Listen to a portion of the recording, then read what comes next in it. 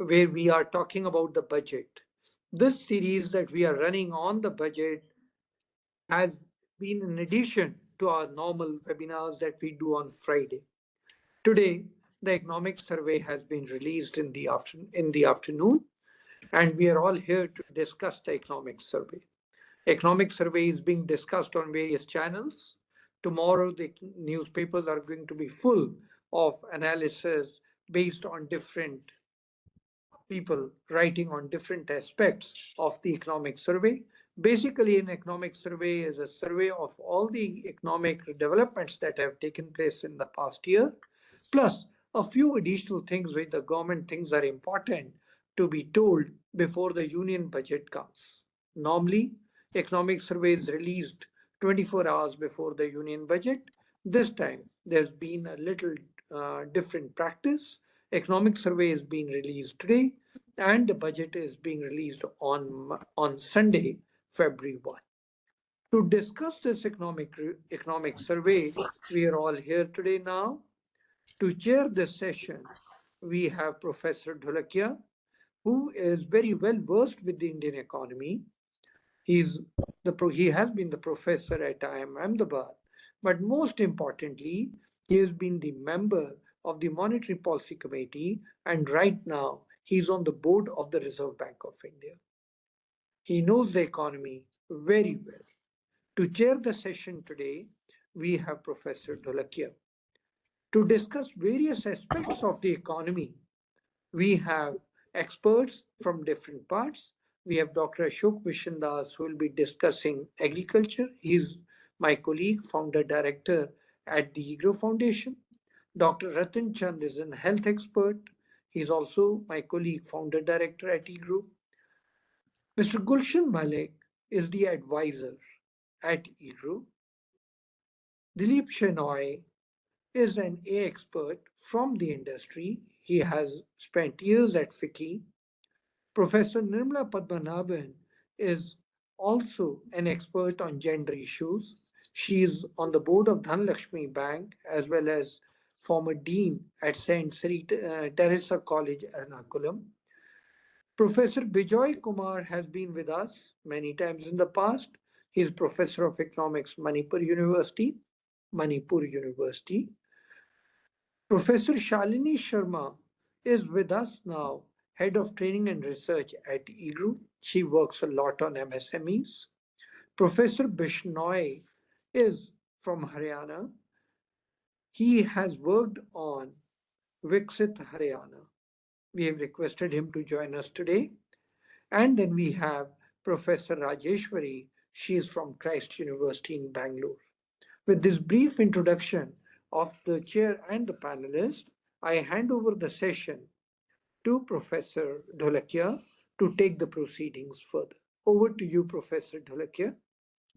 Thank you. Thank you.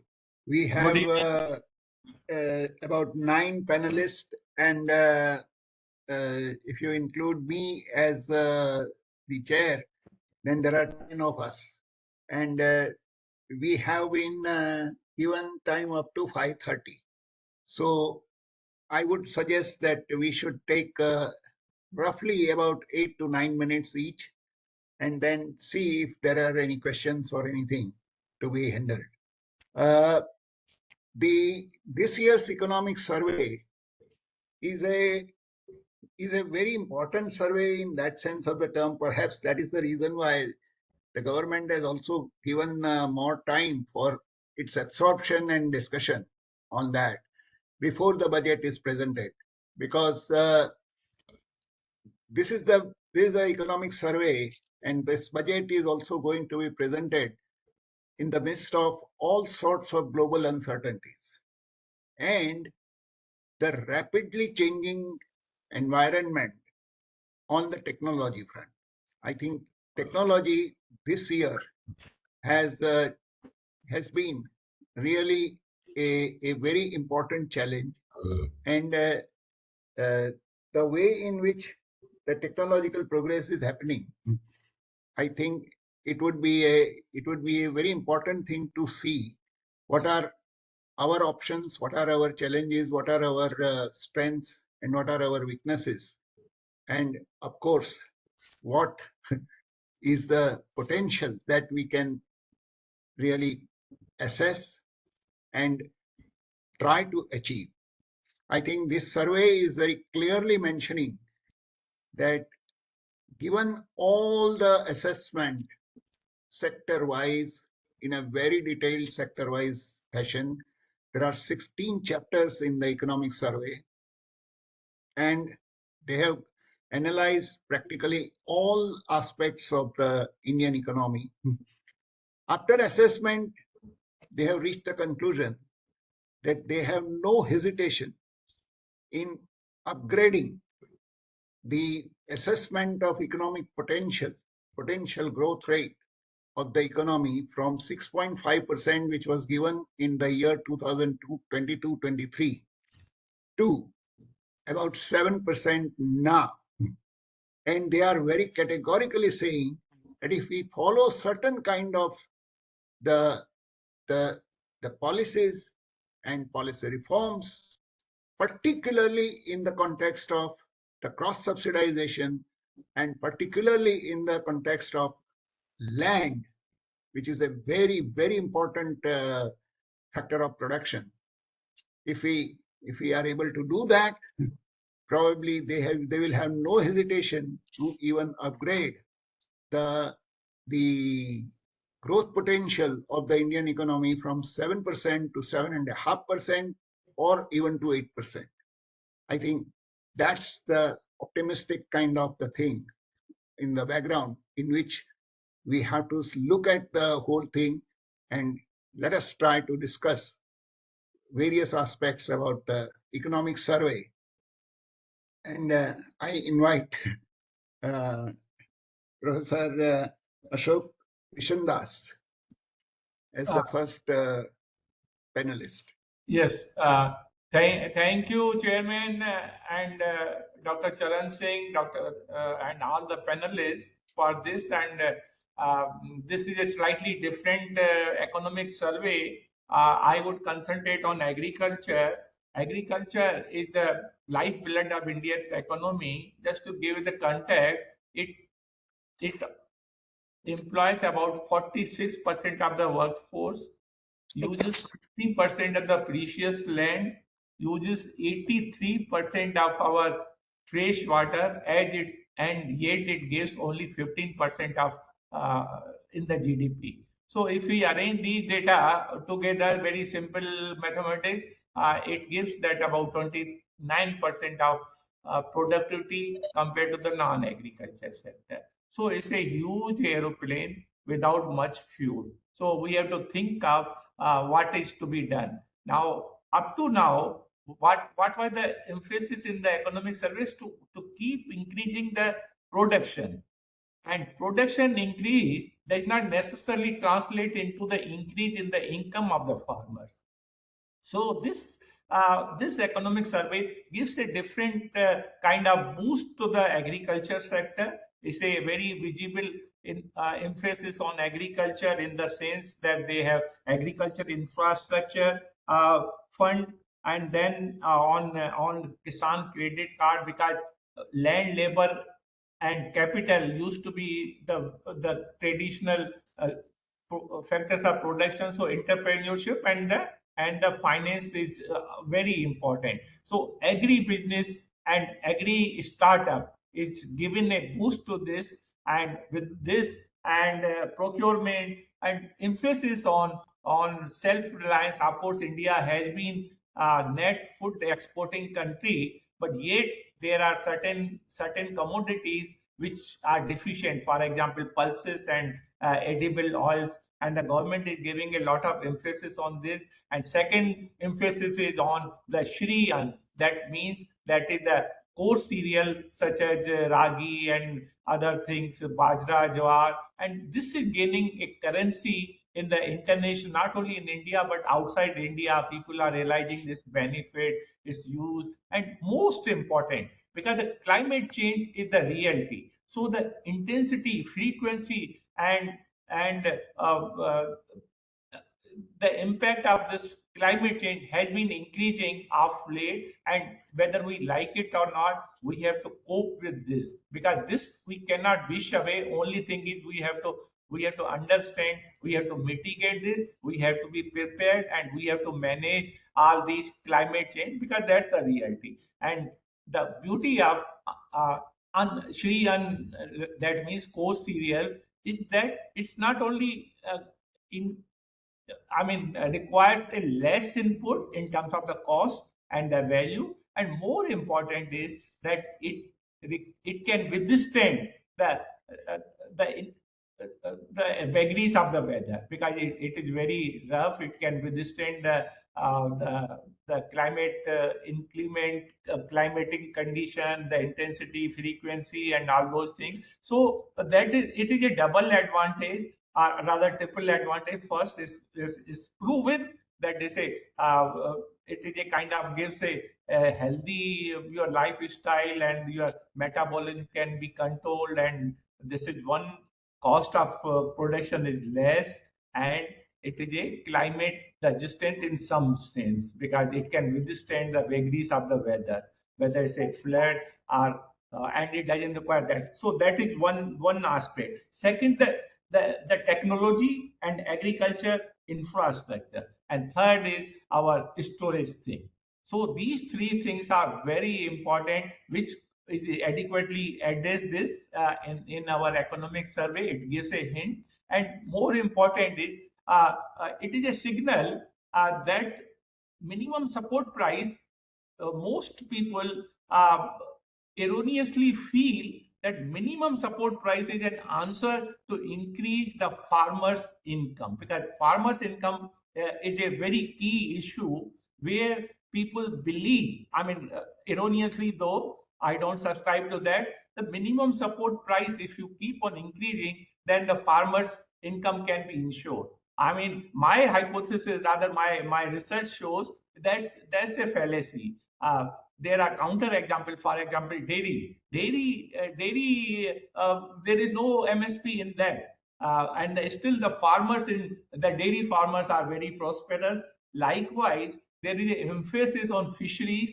India aspired to be one of the largest producer of fishery, and there is a great demand for our products, fishery outside India. That means agri export of fishery is very, very important, and we have to emphasize. And everybody knows, but even at the cost of, for the sake of abundant clarity, there is no MSP for fishery. There is no MSP for dairy. These are the just two examples, and the growth is very high compared to our traditional crops. So the short point I want to emphasize is that that the MSP is no solution. It's not a panacea for solving the farmers' problem. The income in particular.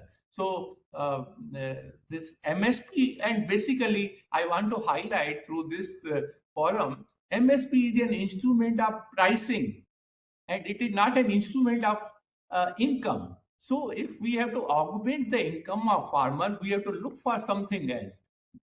A case is direct benefit transfer. So this is one. And second is India's irrigation, because irrigation is very important component of the agriculture cultivation and the process. So government is now emphasizing on Pradhan Mantri Krishi Sinchai Yojana. That is very, very, very important. And so government is giving adequate emphasis on this, and then marketing infrastructure, because gold is gold when it is sold. What farmers produce is no less precious than the gold, yet their income is not augmented. So what is the solution?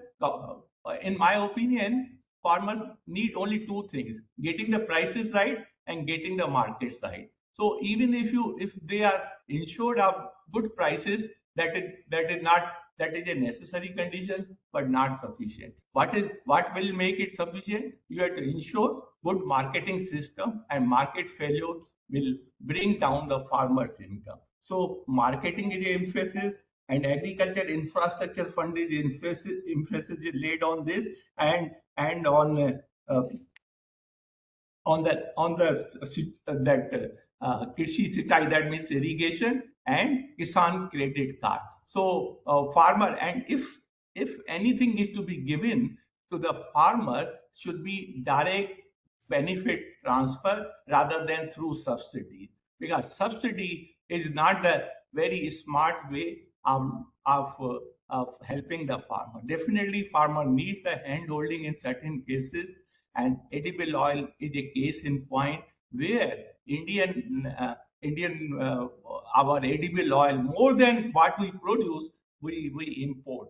And if we import a large quantity of edible oils in the form of palm oil, which is imported from countries like Indonesia, Malaysia. So in essence, implicit in it, we are helping the farmers of Indonesia and Malaysia rather than our own farmer. But then there is an issue in palm oil cultivation where it requires initial 3-4 years hand holding, because the land does not give any fruit. So there are only input costs, and the fund get I mean, there is no immediate return, and farmers' propensity to wait for income is very low. Therefore, government has to help the farmers for cultivation of this palm oil, FFB they call it, fresh fruit of bunches. So the short point I want to make it, we have to be not just net food in exporting country, but we have to be self-sufficient in all key inputs, including edible oil and pulses. And let me say one more thing, that pulses, India is such a country of over 1.42 billion people, out of which about 435, there is one estimate, 435 million people are vegetarian. And for vegetarian, the source of protein is pulses. And therefore, pulses has to be given due weightage, due importance in our overall basket of agriculture. So with these few points, in case time permits at the end, I will add. So this is to me, on agriculture, it is I see a lot of light in this, and it's very, very encouraging. Somebody wants something? Sorry. So I will take a minute to complete, Mr. Chairman. Short point I want to make is, there are a lot of uh, uh, hope, and not just hope, but based on the real data, there is a future for agriculture, and adequate care has been taken by the government and the Ministry of Agriculture to address the real issue, and I'm sure the agriculture will prosper in years to come. Thank you very much for having the patient listen. Thank you. Thank you. Now, shall I request Sri Rattan? Yes. So thank you, Chairman. So I will be talking about health in the economic survey. So the economic survey has said that India has recorded major long-term improvements in health outcomes, especially in the maternal and child health. Maternal mortality ratio has declined by 86% since 1990. Under 5 mortality fell by around 80%, and neonatal mortality by 70%. And there is also a drop of around 40% in infant mortality rate in the past decade. So, however, these gains are attributed to high public spending, health spending, improved primary health care, and schemes like National Health Mission and Ayushman Bharat. The nutritional challenges persist, with gap in diet quality, protein, and micronutrient intake, despite improved coverage. Obesity is emerging as a major public health risk, and around 25% of our population in the 15 to 49 years are overweight or obese. So rising consumption of ultra processed foods is linked to obesity and non-communicable diseases. The survey suggests regulating the advertising of these ultra-processed foods, especially for the children. In the area of non-communicable diseases like diabetes, mental health, these are increasing, particularly among the working age population. So digital health initiatives have improved access and data-driven health services. At the same time, the survey has raised a concern about digital addiction and excessive screen time among children. And this is they have flagged it as a emerging health concern. So overall, the outlook is that India's health transition now requires a shift towards preventive care, healthier diets, lifestyle regulation, and digital well-being to sustain productivity and long-term health gains. So this is the summary of the health component of this economic survey. I stop here. Thank you very much. It is interesting to see that you are talking about 25% of the population, as per the survey, facing the risk of the obesity, and on the other hand, we have some estimates floating around that the income inequality is so sharp and so large that only the top 10%,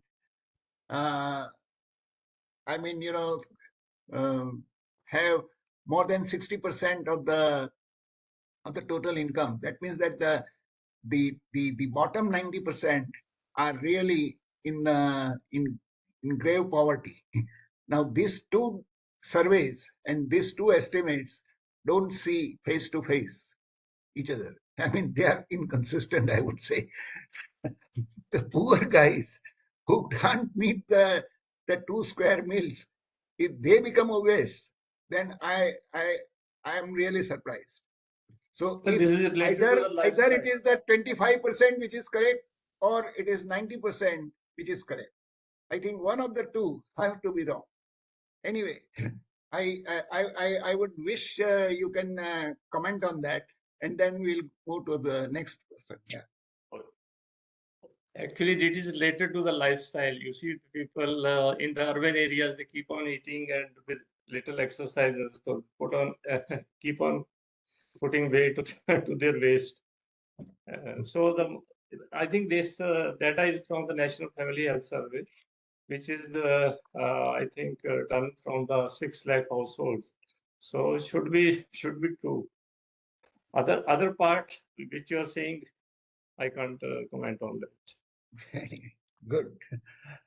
Shall I now request Shri Gulshan Malik? Good evening, Chairman, sir. Chiranjeev Singh and EGROW for inviting me for this webinar, sir. Sir, in this economic survey, they have shown that India has a good potential, and based on that, they have projected that the growth is expected to be between 6.8 to 7.2. And this is during the scenario when there is uncertainty in the global, I will say globally, where the old economic order is actually being disrupted. So there were earlier some WTO and different things were there, but now we are entering into the arrangements and FTA with the different groups. So that is actually creating the disorder in the economic order which was earlier there. So that shows in this scenario, in case we have to come out of that and be strong, we have to do more about the Atmanirbhar Bharat in case we have to continue our journey for the Viksit Bharat of 2047. And for that Viksit Bharat and for Atmanirbhar, what is required is that the financial sector has to grow and support in the different sectors.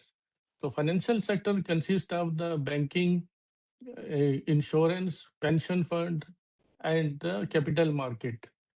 Sir, what they have shown it in the economic survey that as of now the overall banking sector is in a very good health.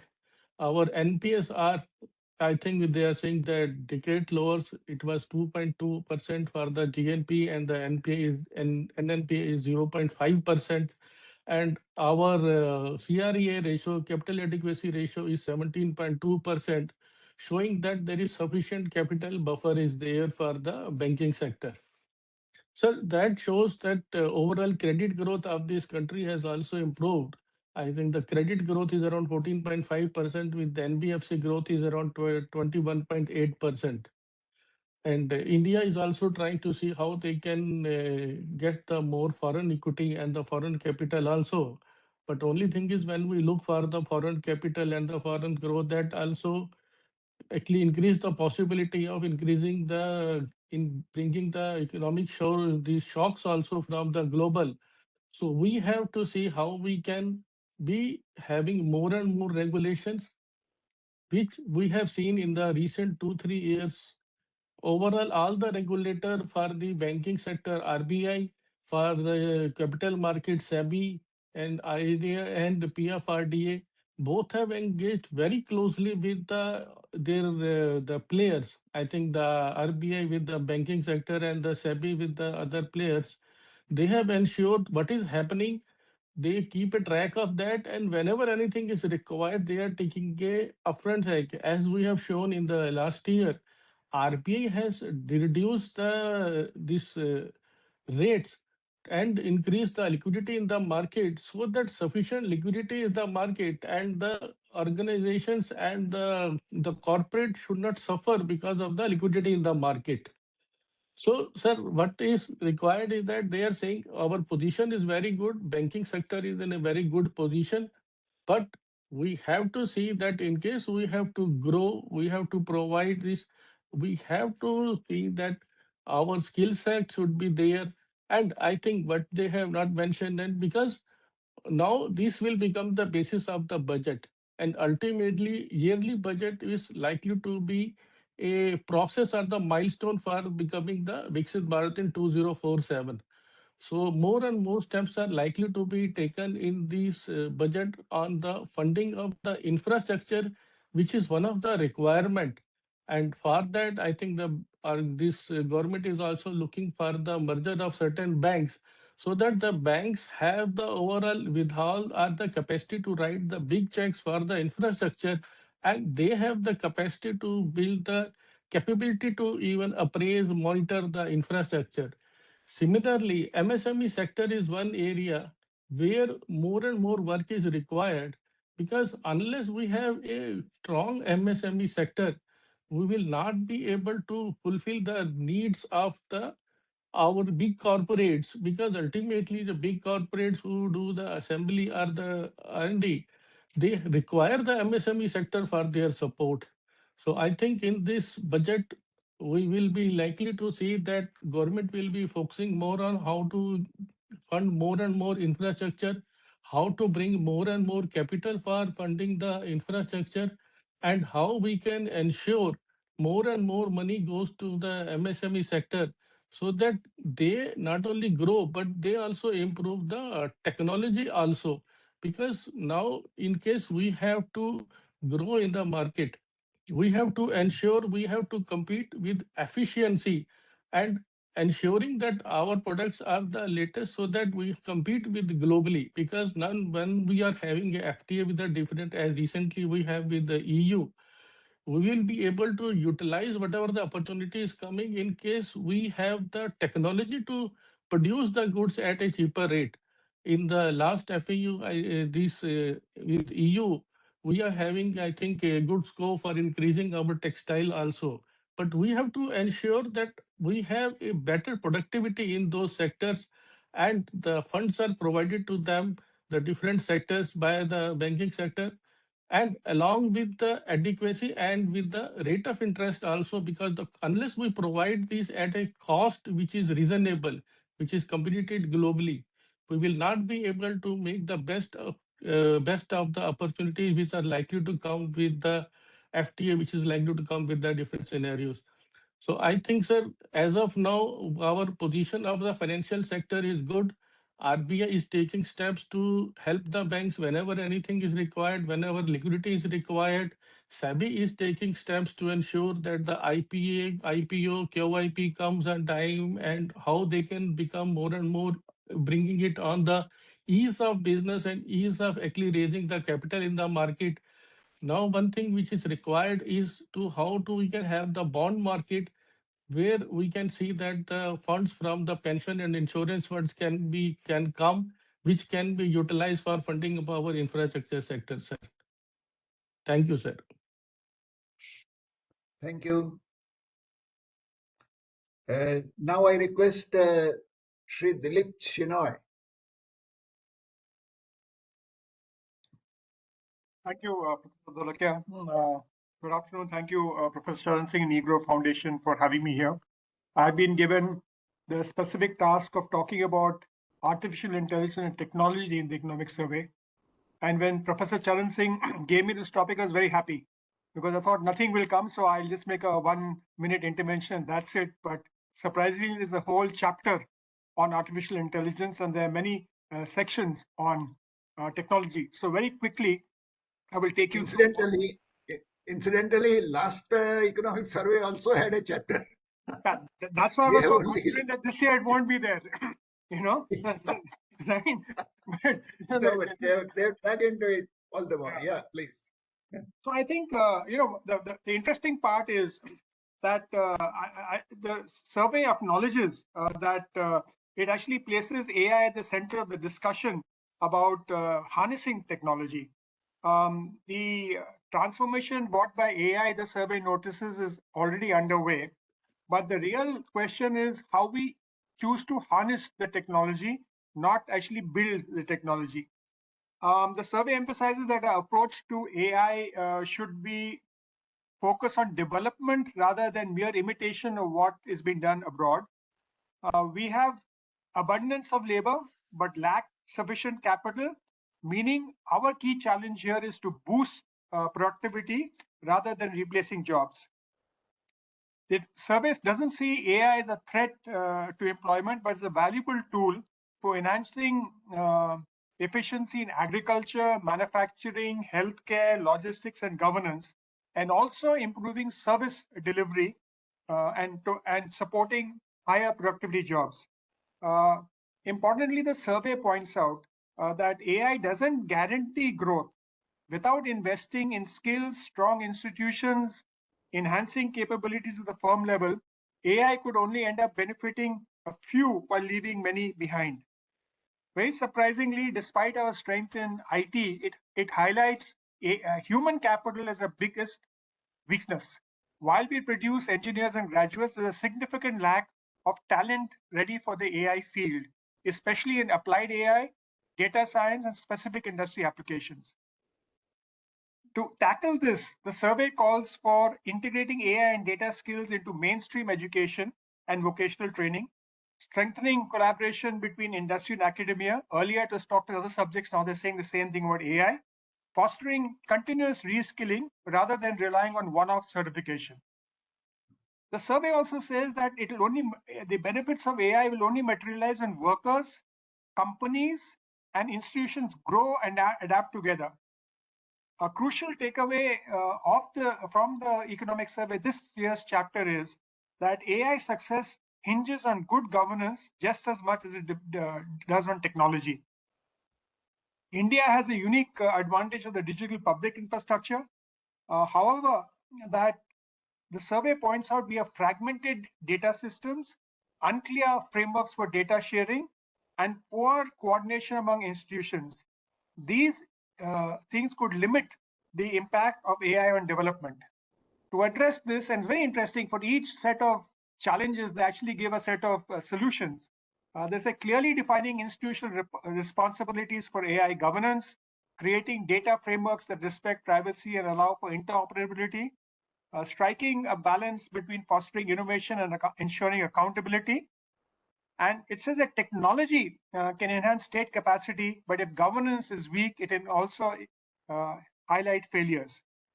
There's a whole paras on AI safety and risk management, and the Risks highlighted include algorithmic bias, privacy breaches, concentration of market power, marginalization of vulnerable groups.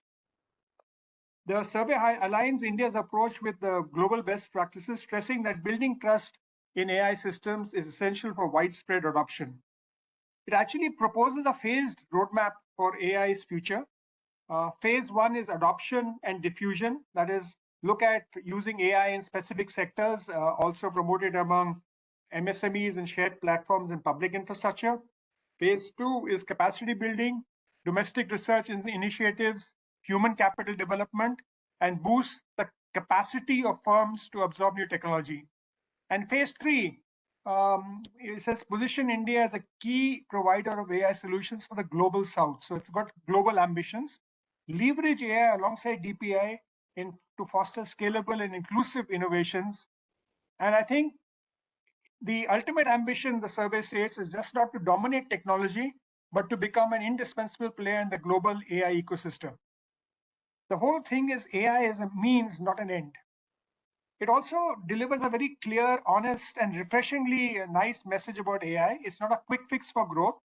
AI alone cannot solve problems stemming from weak institutions, low skill levels of poor governance.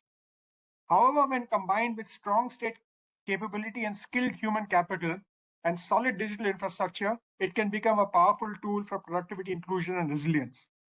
In other areas, right, in technology, the survey talks about semiconductors and microelectronics. It points out that the Indian semiconductor mission is a key part of our industrial strategy, a shift from planning and potential to actual production. There are manufacturing milestones that is listed out that we are set to roll out a first homegrown semiconductor chip by this year, with total investments of about 1.6 lakh crores across 10 major projects in 6 states.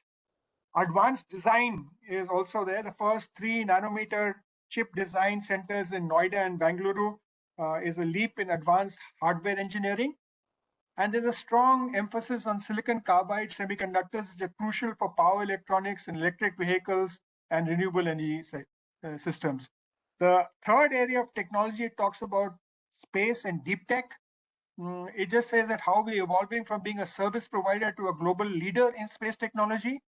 It talks about the mission SPA-DX, which is a successful space docking experiment, and highlighted it as a significant milestone on the path to establishing our own space station. It highlights the National Quantum Mission, where 6,003 crores have been allocated, and it notes the creation of 3 central fabrication facilities at IITs and ISCs. It calls out the achievement of the launch of a 25-qubit quantum computer by a startup in Bangalore. In deep tech and R&D, it talks about the new R&D development and innovation scheme, which will allocate 1 lakh crore over 6 years to encourage private sector research in robotics, biotech, and synthetic technology. The survey also introduces the next phase of the digital public infrastructure, which is DPI 2.0, which are 2 important programs. The first one is the Digital Shram Setu.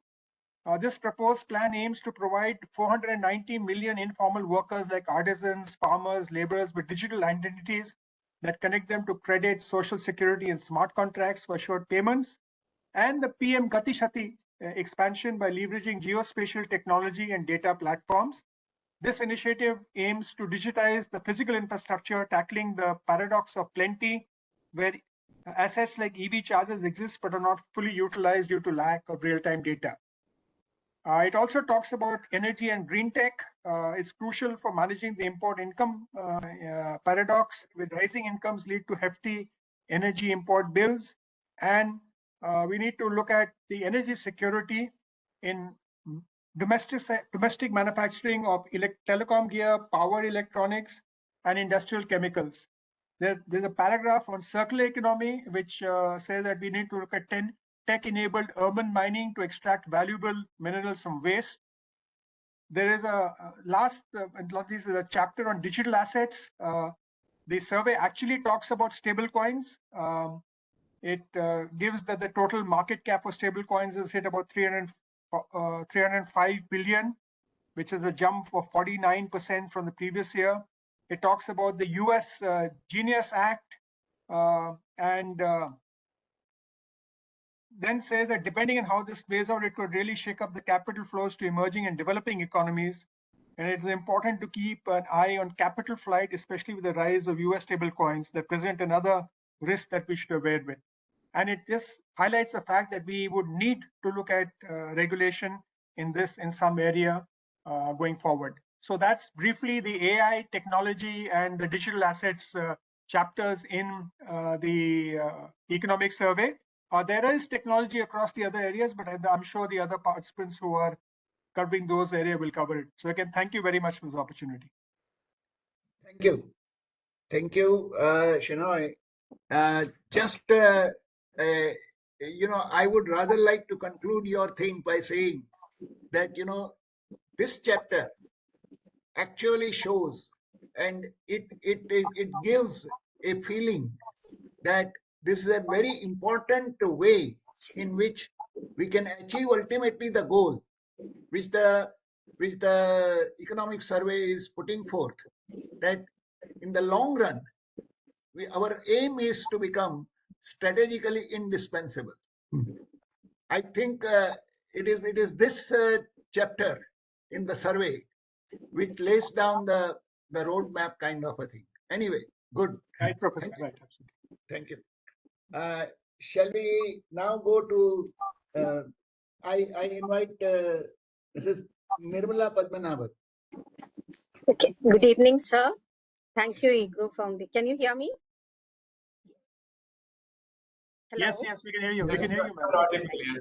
So good evening, everyone, and thank you, EGROW Foundation, for giving me this opportunity to speak about women, which is very close to my heart. I'll be speaking about women in the context of employment. Now, if the chapter 12 of the economic survey talks about employment and skilling scenario, and the chapter itself starts highlighting the tremendous potential that India's workforce of 56 crore population holds for our economic growth. And last year also the same thing, the economic survey was highlighting that 1/4 of our population are in the median age group of 28, and we are in the cusp of a demographic dividend. Now the challenge is how we can utilize that for growth. Now this work age population is expected to increase to 98 crores in 10 years, and the demographic dividend is expected to peak around 2030. So we really have to, the challenge is to see how we can utilize this for our biggest part. Now, the chapter also talks about, it's divided into 4 subsections. The first talks about female labor force participation. This is where I was very excited to read, but a bit disturbed and worried about how it's going to be done also. Because they highlight, see, if you look at the history of women's participation in economic activities from the time of 50s, they were perceived main as beneficiaries of welfare schemes. Over time, they were also seen as partners in economic growth. Now, this economic survey, now there is a vision that sees that women as also key drivers of economic growth, and their participation of 50% of this population in growth is in economic development activities is absolutely essential for attaining Viksit Bharat 2047. So that is one, the policy change and the approach is something I really appreciate. The challenges are how the entire section looks at how the challenges are going to be. They've also identified this one particular thing they've looked at supply side policy levers. Policy levers like, they've talked about safe travel.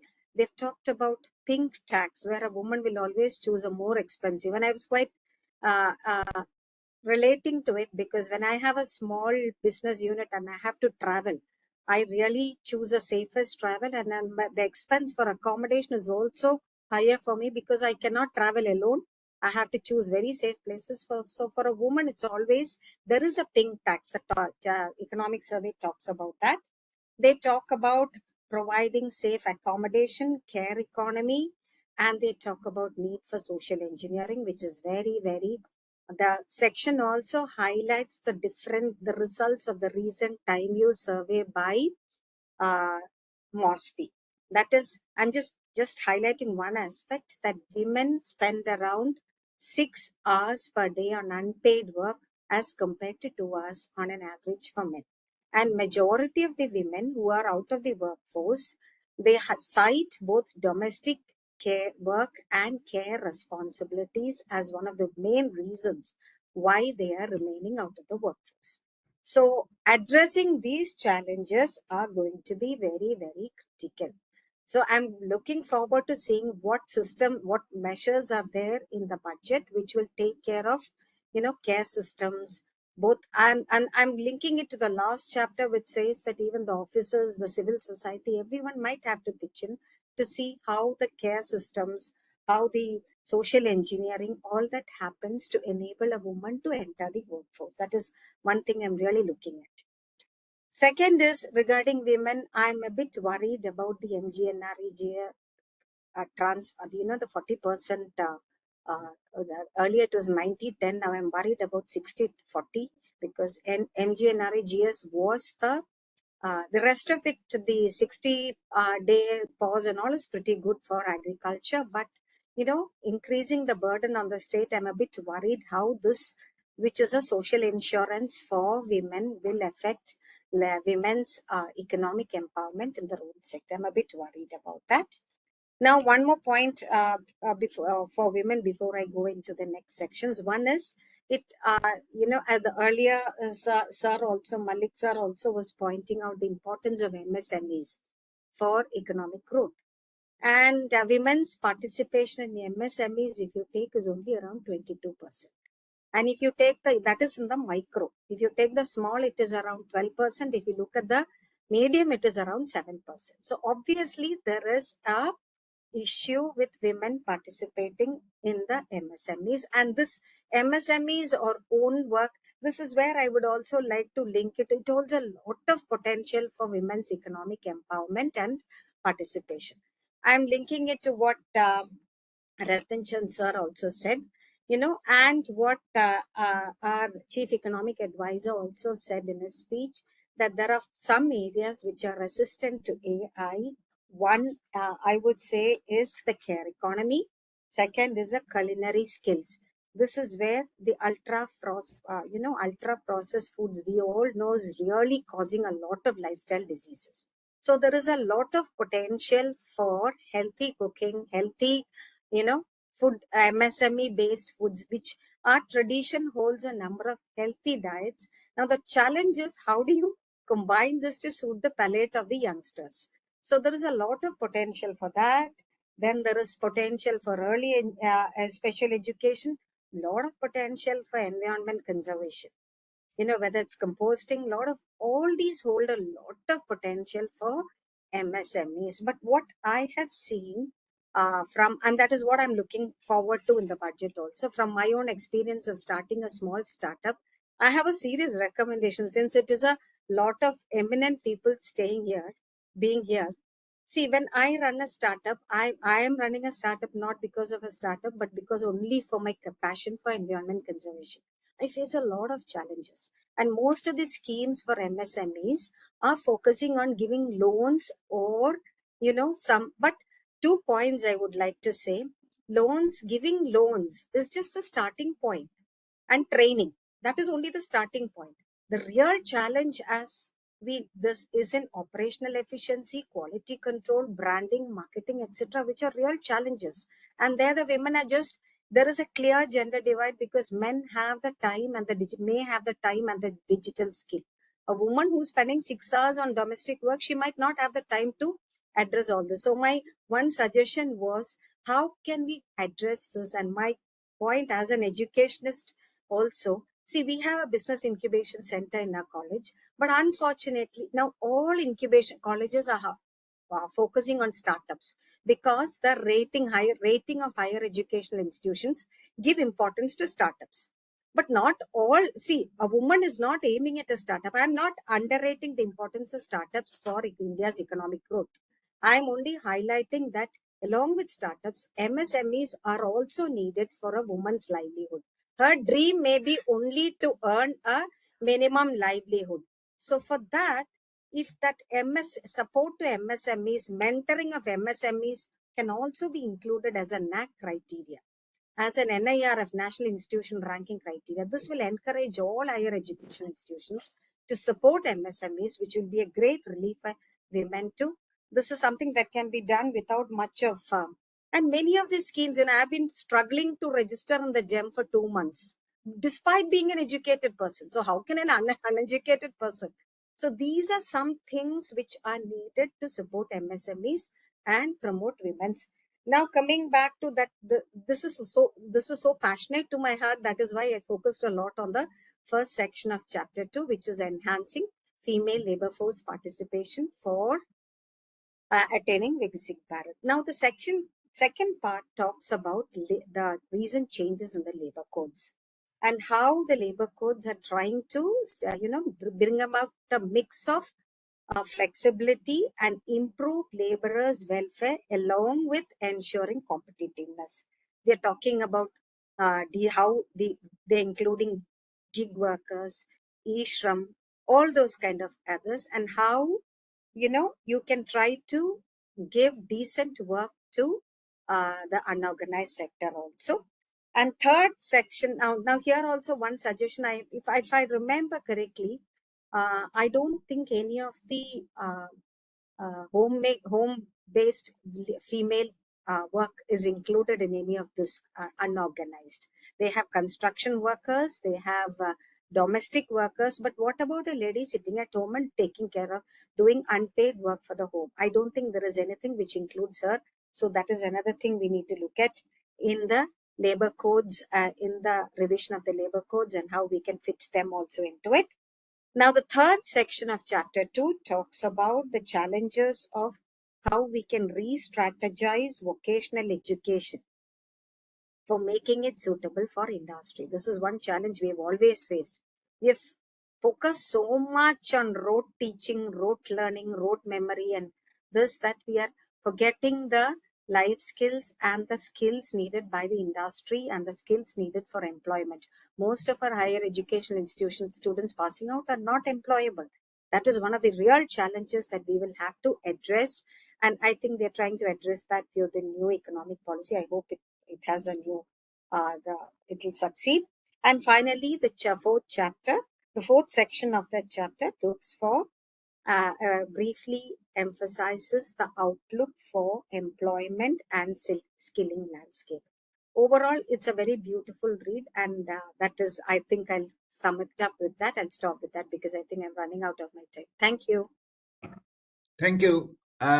Just one point that you did not mention very explicitly, which the survey clearly mentions, that over a short period of something like 3 years or 4 years, the female labor force participation,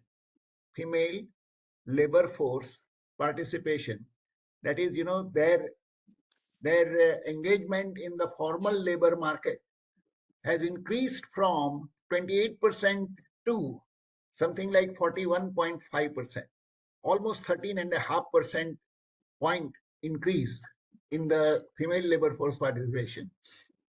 If this has occurred, this has occurred over the last 3-4 years, there is a trend. There is a trend, and it is likely to continue unless we discourage positively.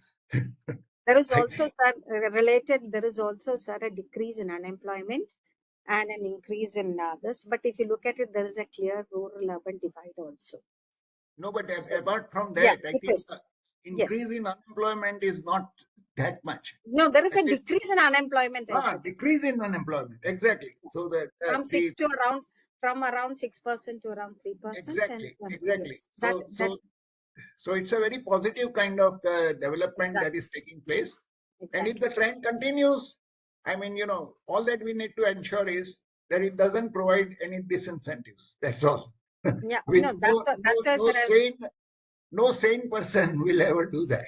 But anyway. No. So that is why I said it first time we are placing women at the core of the development story rather than as just beneficiaries. That's really good. But we need a lot of other. I'm looking forward to supporting decisions in the budget. Yes, sure. Ye dil maage more. That is yes. Now, shall I invite Professor Bijoykumar Singh? Yeah.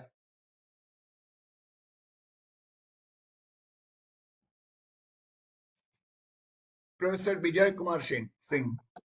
Oh, yes, sir. Thank you, Chairman, President Singh, and all the distinguished panelists. Actually, I have been given the task of talking about the notice content of the economic survey.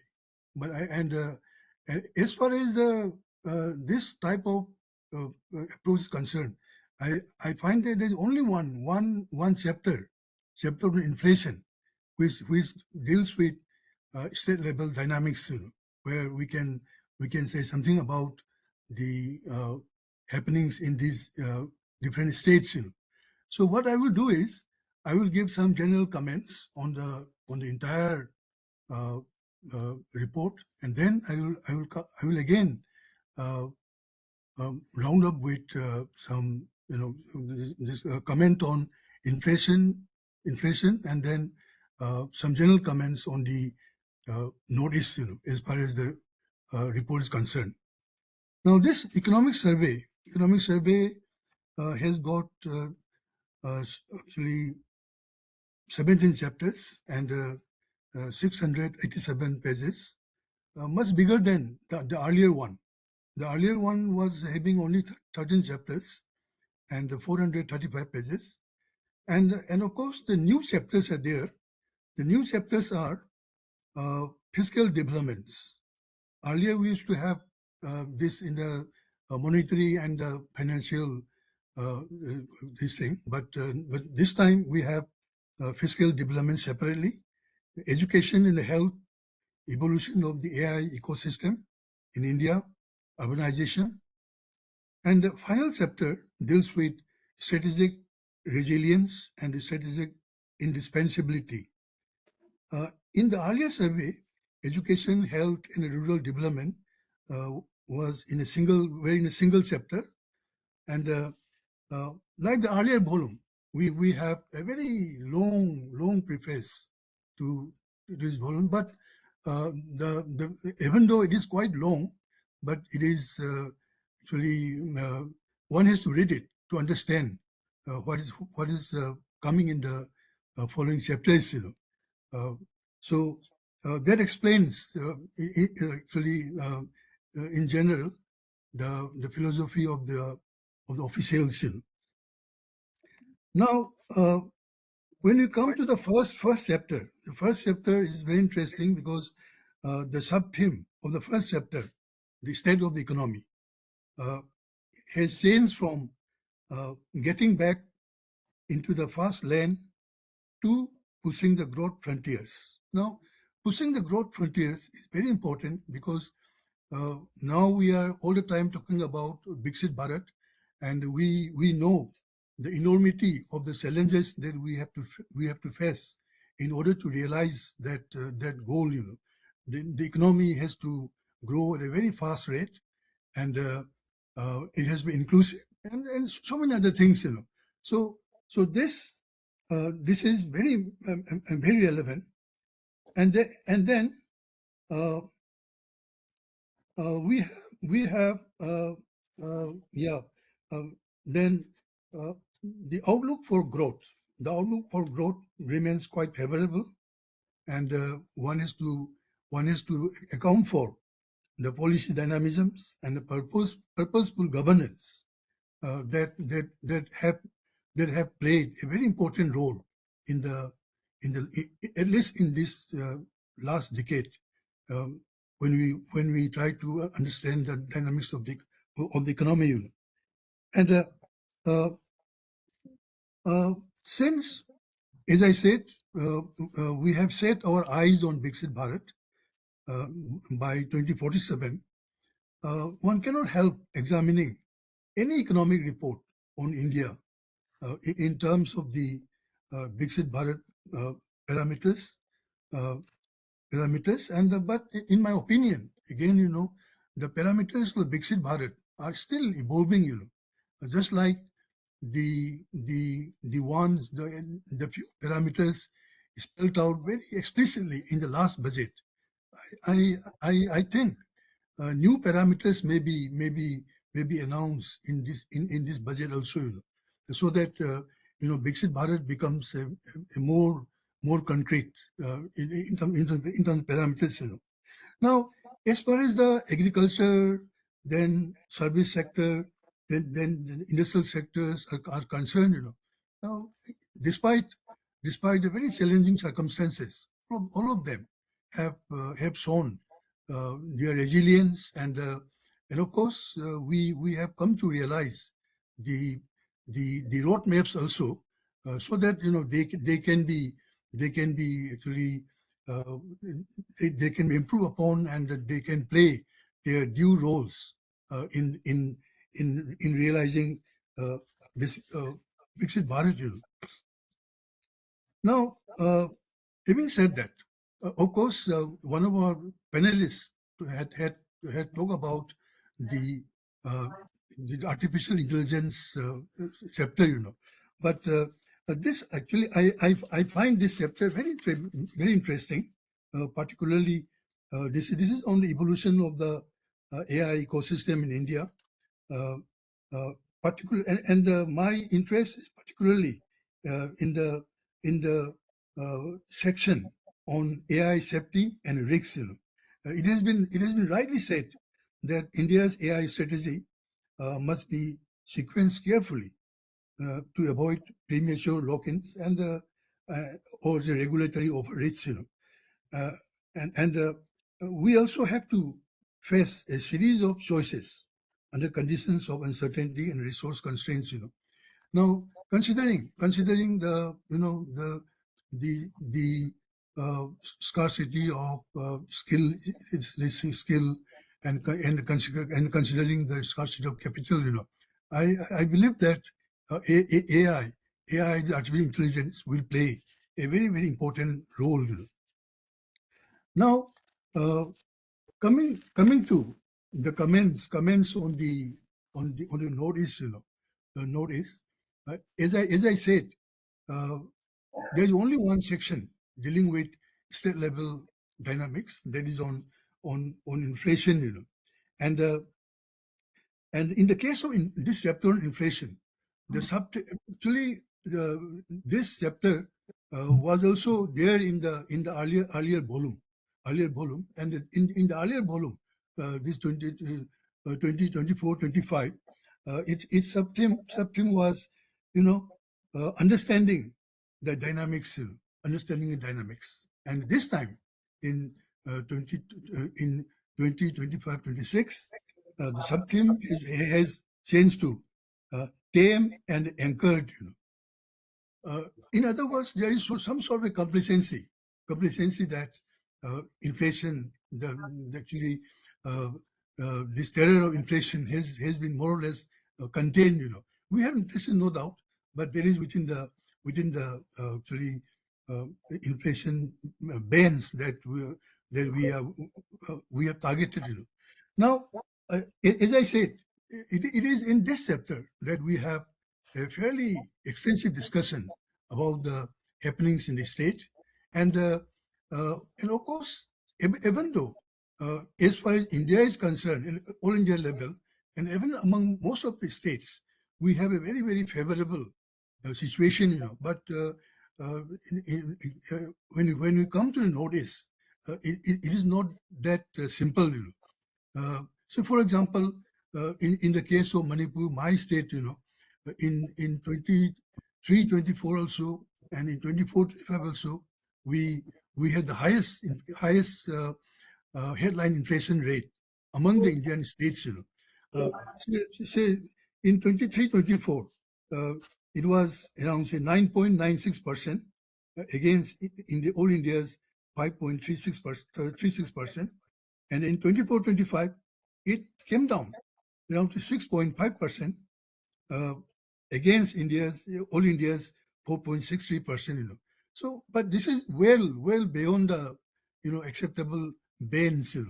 Actual ban, and in this connection, actually the report, even though it has not been dealt with very extensively, the report has mentioned two very encouraging things: that the issue of deviation and its persistence, which varies across states, need deeper probe, and it has also rightly flagged the need for more comprehensive study, incorporating a broader set of explanatory factors and their dynamics. So that actually keeps it very open. As I said, even though at the all India level, we have become more or less complacent that inflation has been tame or stably anchored. In some regions, it is not that simple.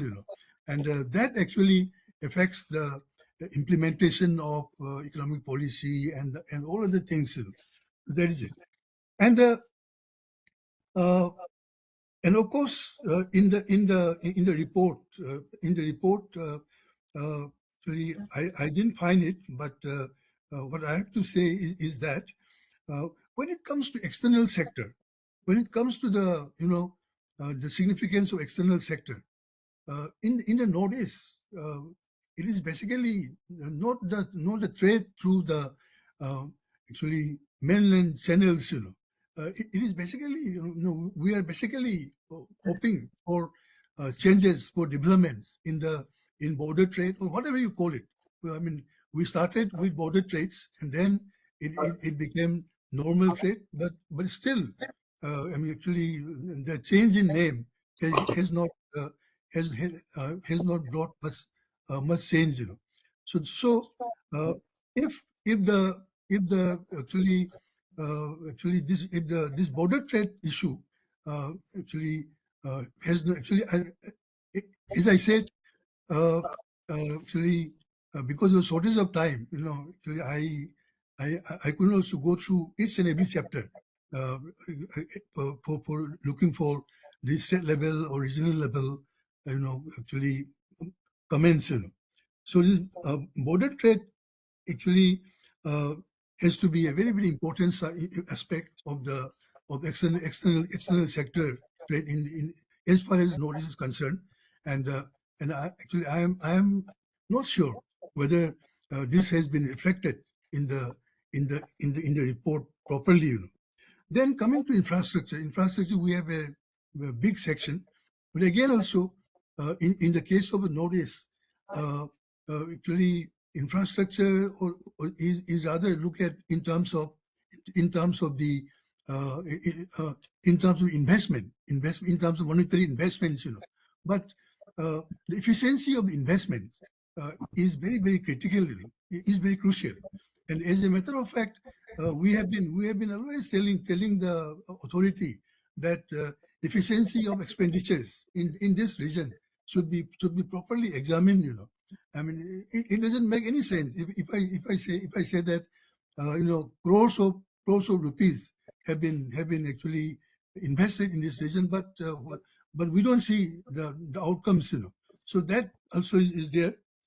And then about environment. Environment, actually, the Northeast, we are very rich in terms of forest resources, but this exploitation of these resources is happening in a very, very big way, and of course, I mean, being in the actually being a member of some committees of the Department of Environment in my state, well, we are aware of the fact that this thing, like this, this thing,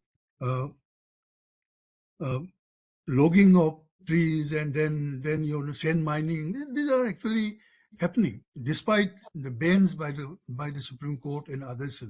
So what I'm trying to say, I mean, is that this report this report, has given a very rosy picture of India, and of course that actually gives us also the confidence that we can really go all out for realizing the Viksit Bharat, because as you know, Viksit Bharat's challenges are enormous, and we have to introduce a lot of transformative changes to realize those things. And but our main concern is when Viksit Bharat happens, every state, every region should be part of that. There should be inclusive thing, and so we actually now, as we understand these reports, this economic survey is sort of a progress report of the performance of the government, and in this, this issue of inclusion should be properly reflected, and policies for the Northeast need not be copy paste from other regions or states. It has to be derived from the grassroots, from the ground level realities. And I have to admit that some of my comments may be slightly out of context, because as I said, I actually could not go through the report entirely, and as far as I say, as far as the state level, the comments are concerned, it is reflected only in the chapter on inflation, and for others, very general comments, But nevertheless, I think that this report has given a very rosy picture of the potential of the Indian economy, and of course with the actually with the improved governance that we have in the last decade or so. I mean, we can achieve the goals that we have set in front of us. So thank you very much. Thank you. Thank you, Professor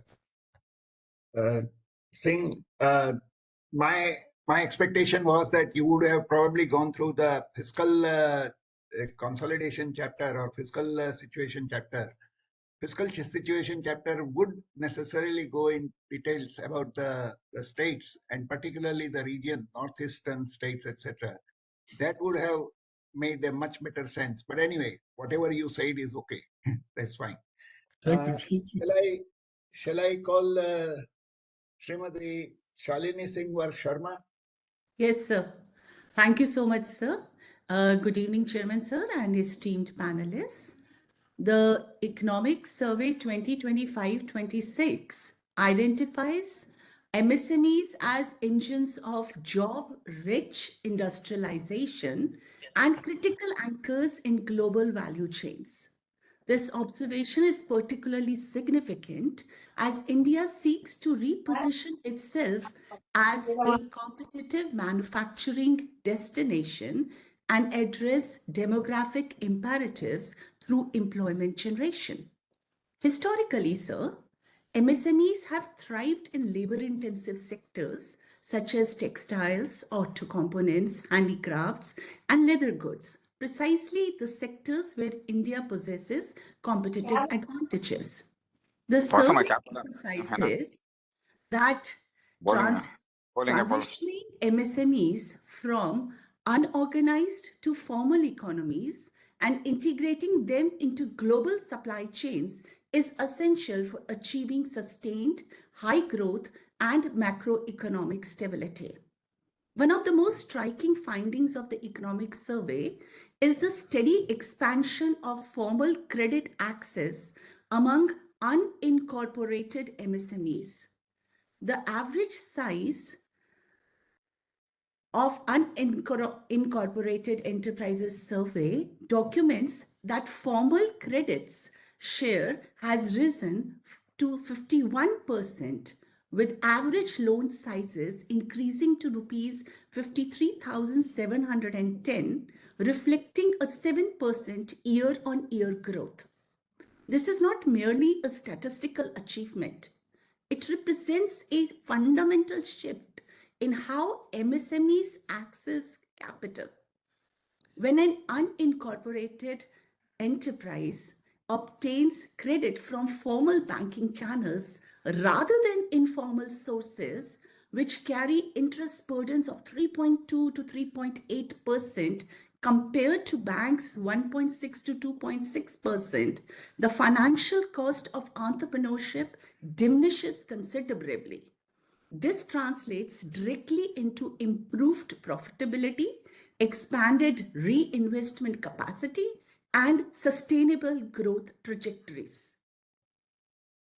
Perhaps the most transformative policy innovation highlighted in the survey is the launch of the Credit Assessment Model CAM by public sector banks in 2025. This digital-first approach leverages automated loan appraisal technology to serve MSMEs systematically and at scale. The CAM model utilizes digital footprints, including KYC authentication, GST data analysis, bank statement analysis via account aggregators, ITR verification, and fraud checks to enable objective decisioning on loan applications.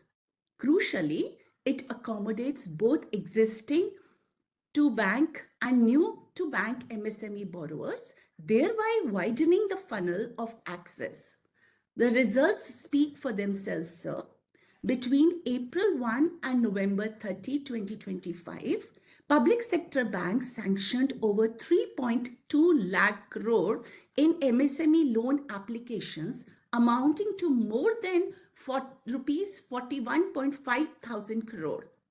When integrated with credit guarantee schemes such as CGTMSE, this model simultaneously enhances ease of doing business while mitigating lender risk, a win-win outcome. Complementing this urban-focused innovation, the survey documents significant improvements in regional rural banks, the RRBs, which serve rural and semi-urban areas. Through consolidation into 28 RRBs from 196 previously, integration of unified IT systems and governance reforms, the RRB sector has achieved remarkable gains, demonstrating that institutional strengthening and operational consolidation yield tangible financial health. More importantly, RRB's commitment to priority sector lending, consistently exceeding the 75% target, reflects their foundational mission to serve small farmers, agricultural laborers, and socio-economically disadvantaged groups. Sir, while credit access has improved, the survey candidly acknowledges a persistent challenge: delayed payments that lock up approximately rupees 8.1 lakh crore in MSME working capital.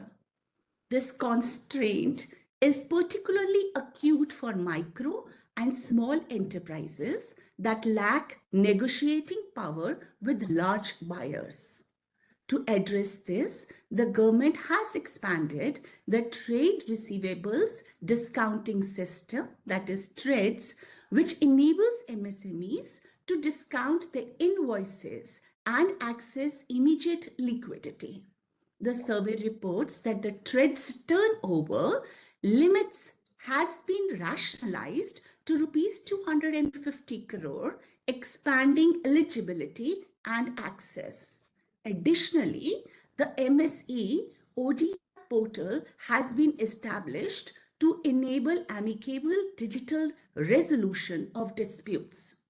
This mechanism permits negotiation, conciliation, and arbitration pathways, preserving commercial relationships while enabling dispute closure a critical feature for MSMEs that depend on sustained buyer relationships. The survey also gives considerable attention, sir, to GST 2.0 reforms implemented on September 2, 2025. Beyond rate reductions, the survey emphasizes the structural correction of inverted duty structures, the IDS, where input tax rates exceed final product rates, creating working capital stress.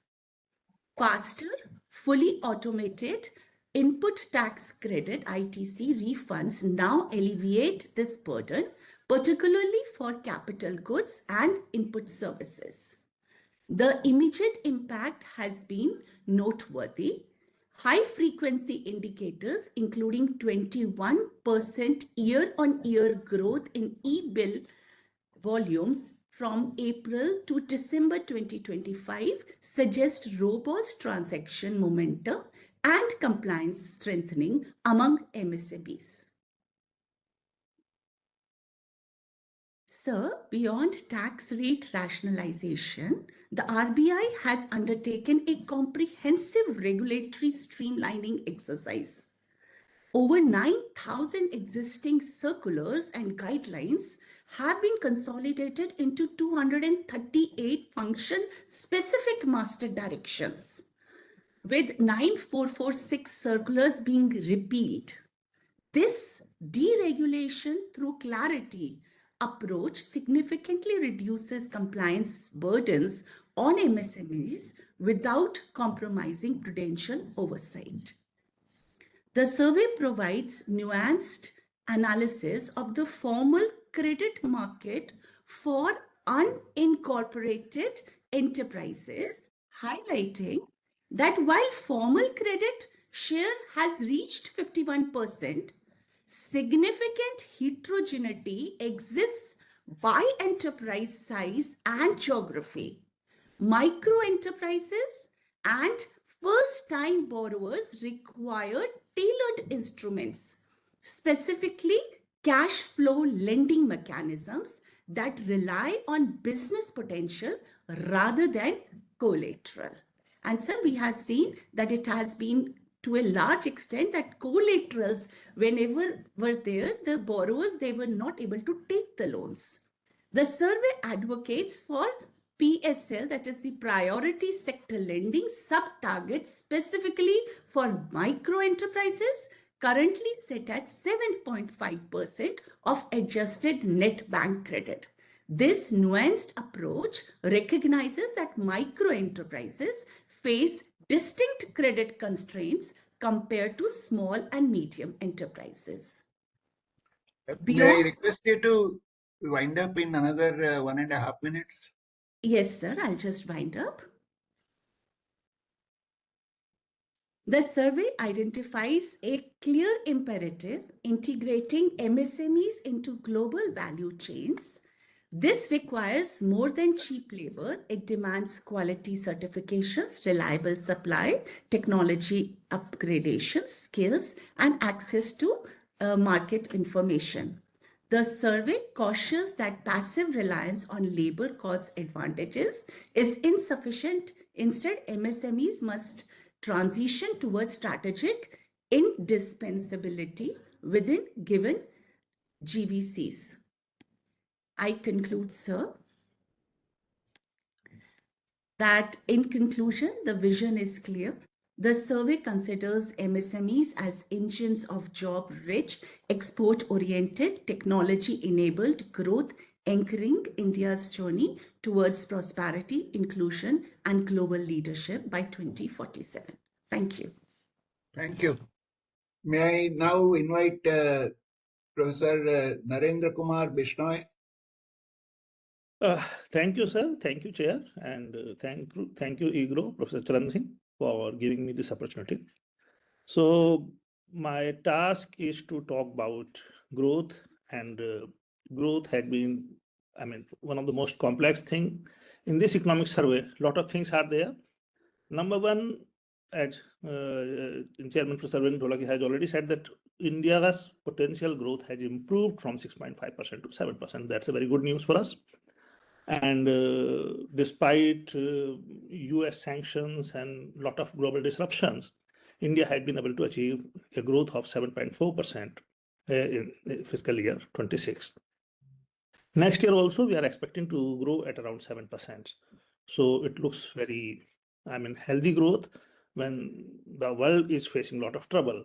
But it's a very interesting time, as we see that one view to look at this is that when US imposed tariff on India, so in fact, even US was expected to have a lower growth, but it has also, surprised on the upside things.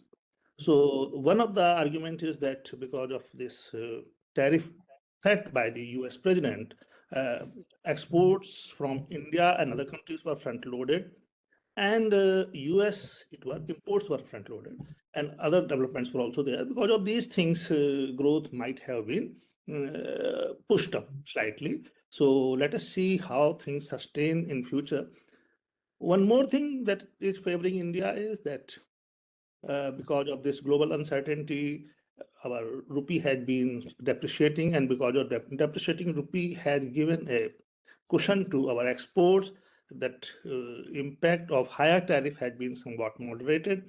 So these are few points which let us see how things play out in next year.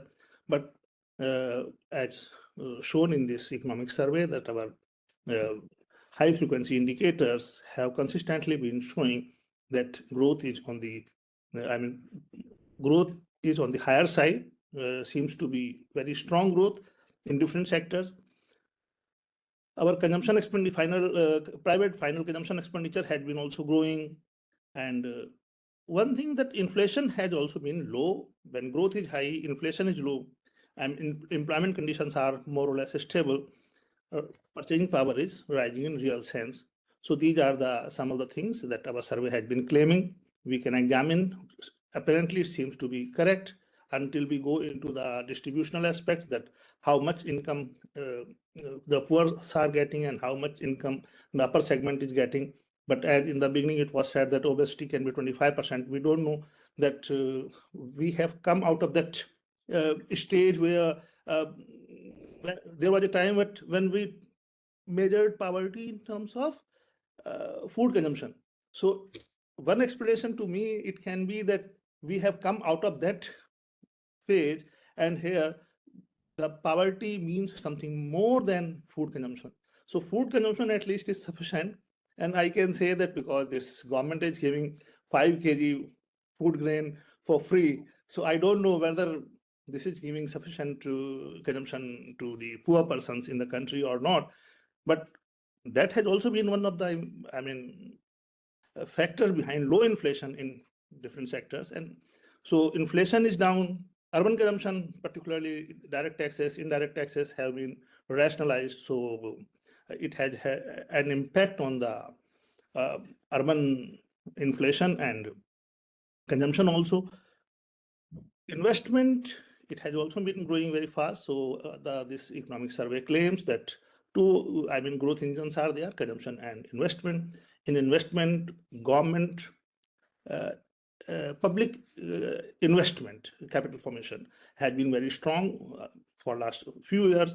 And survey is claiming that this public investment has been crowding in the private investments.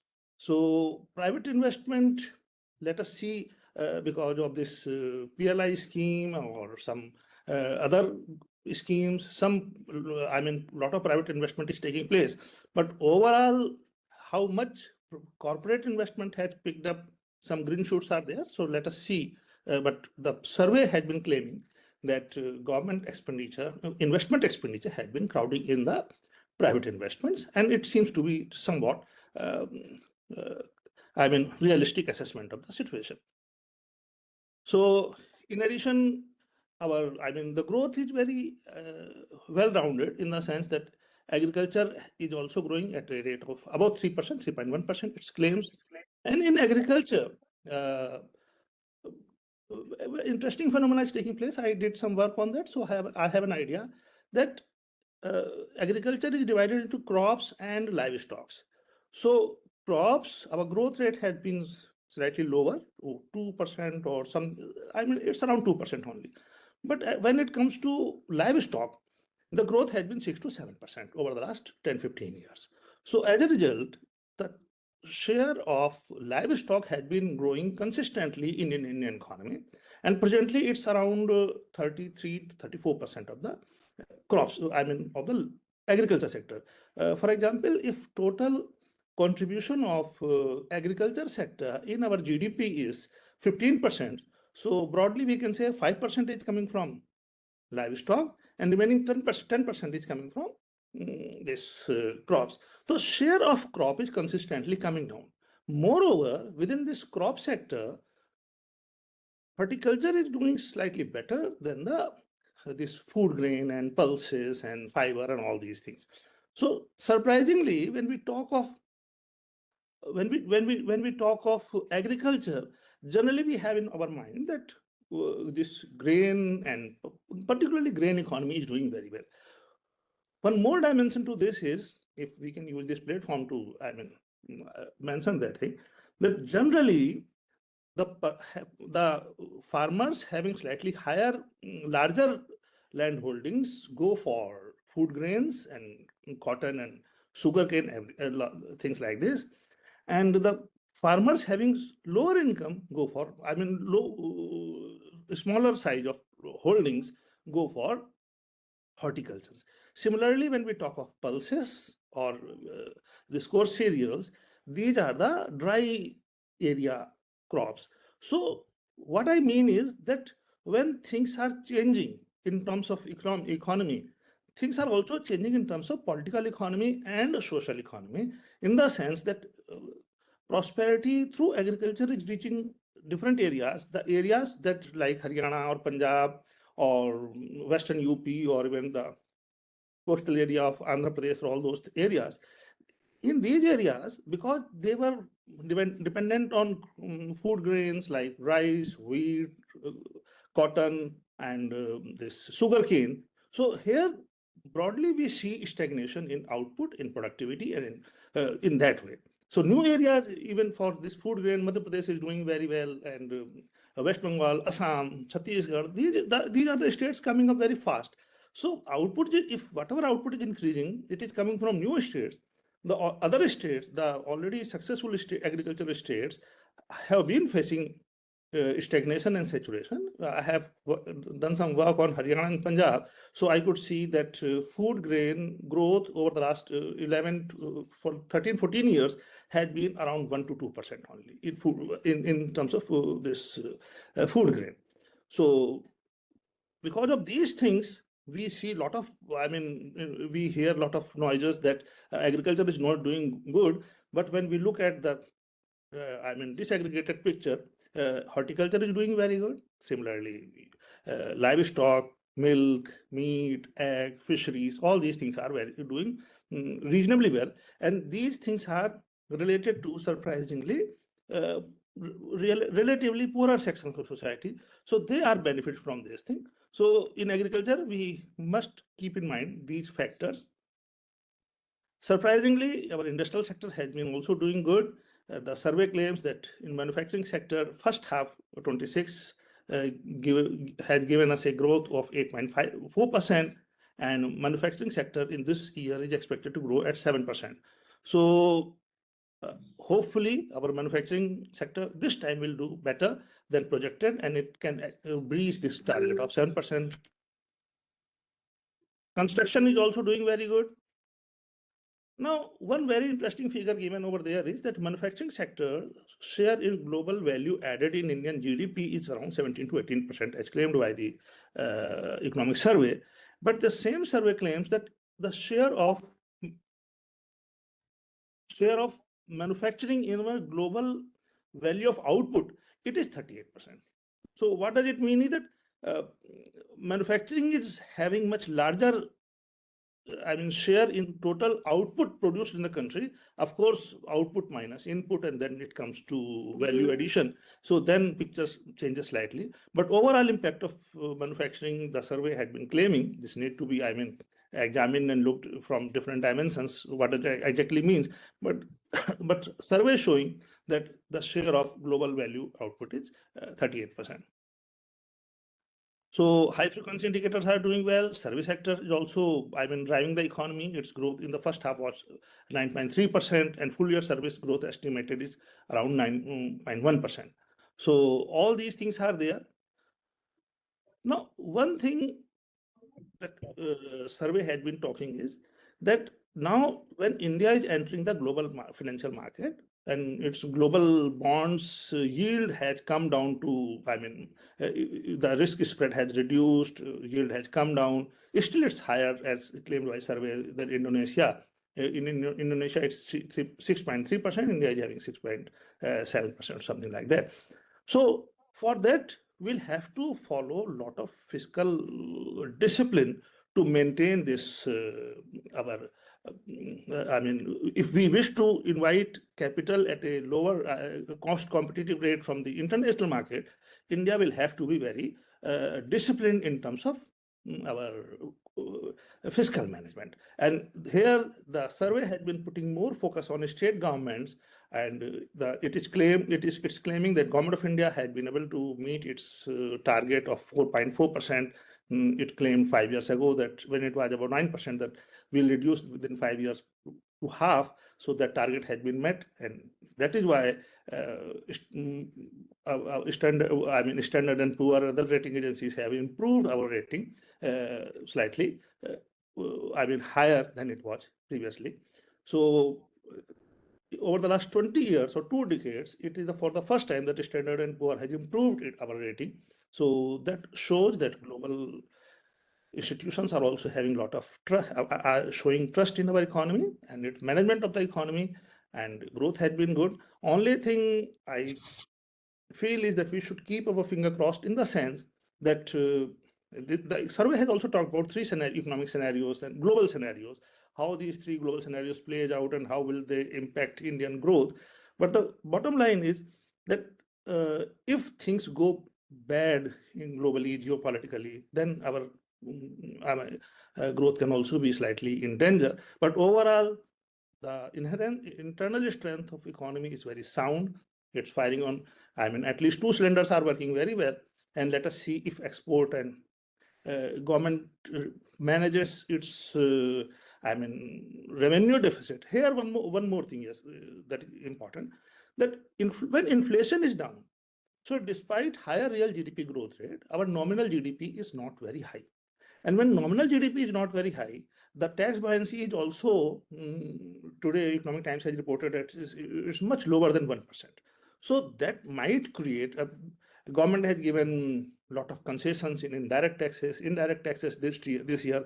I have also done some work, so where I found that for the state of Haryana, GST buoyancy of GST was 0.8% only, and despite all efforts, it had not reached the 1%.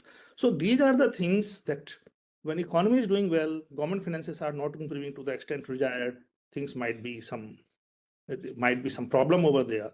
So we'll have to take care of these things, because in global economy, we cannot depend on 1 or 2 dimensions. We'll have to manage the whole economy in a very holistic and comprehensive manner. That's all from my side. Thank you very much. Thank you. Now, shall I request Professor Rajeshwari, the last speaker? Yes, sir. Good evening, sir. So sorry, actually, I have some internet issue. All of a sudden, my Wi-Fi stopped working, so I had to log in through my mobile. So I'm not switching on my video. I hope that's okay. Yeah, that is okay, and we are able to hear you. Please go ahead. Yes, sir. So, yeah, I have been given a task to talk on fiscal development, basically fiscal trends, debt and deficit. So Vishnu just now mentioned about some of the points which I wanted to touch upon. So basically, it is chapter number 2, which I am talking about, which is titled as Fiscal Development, Anchoring Stability Through Credible Consolidation.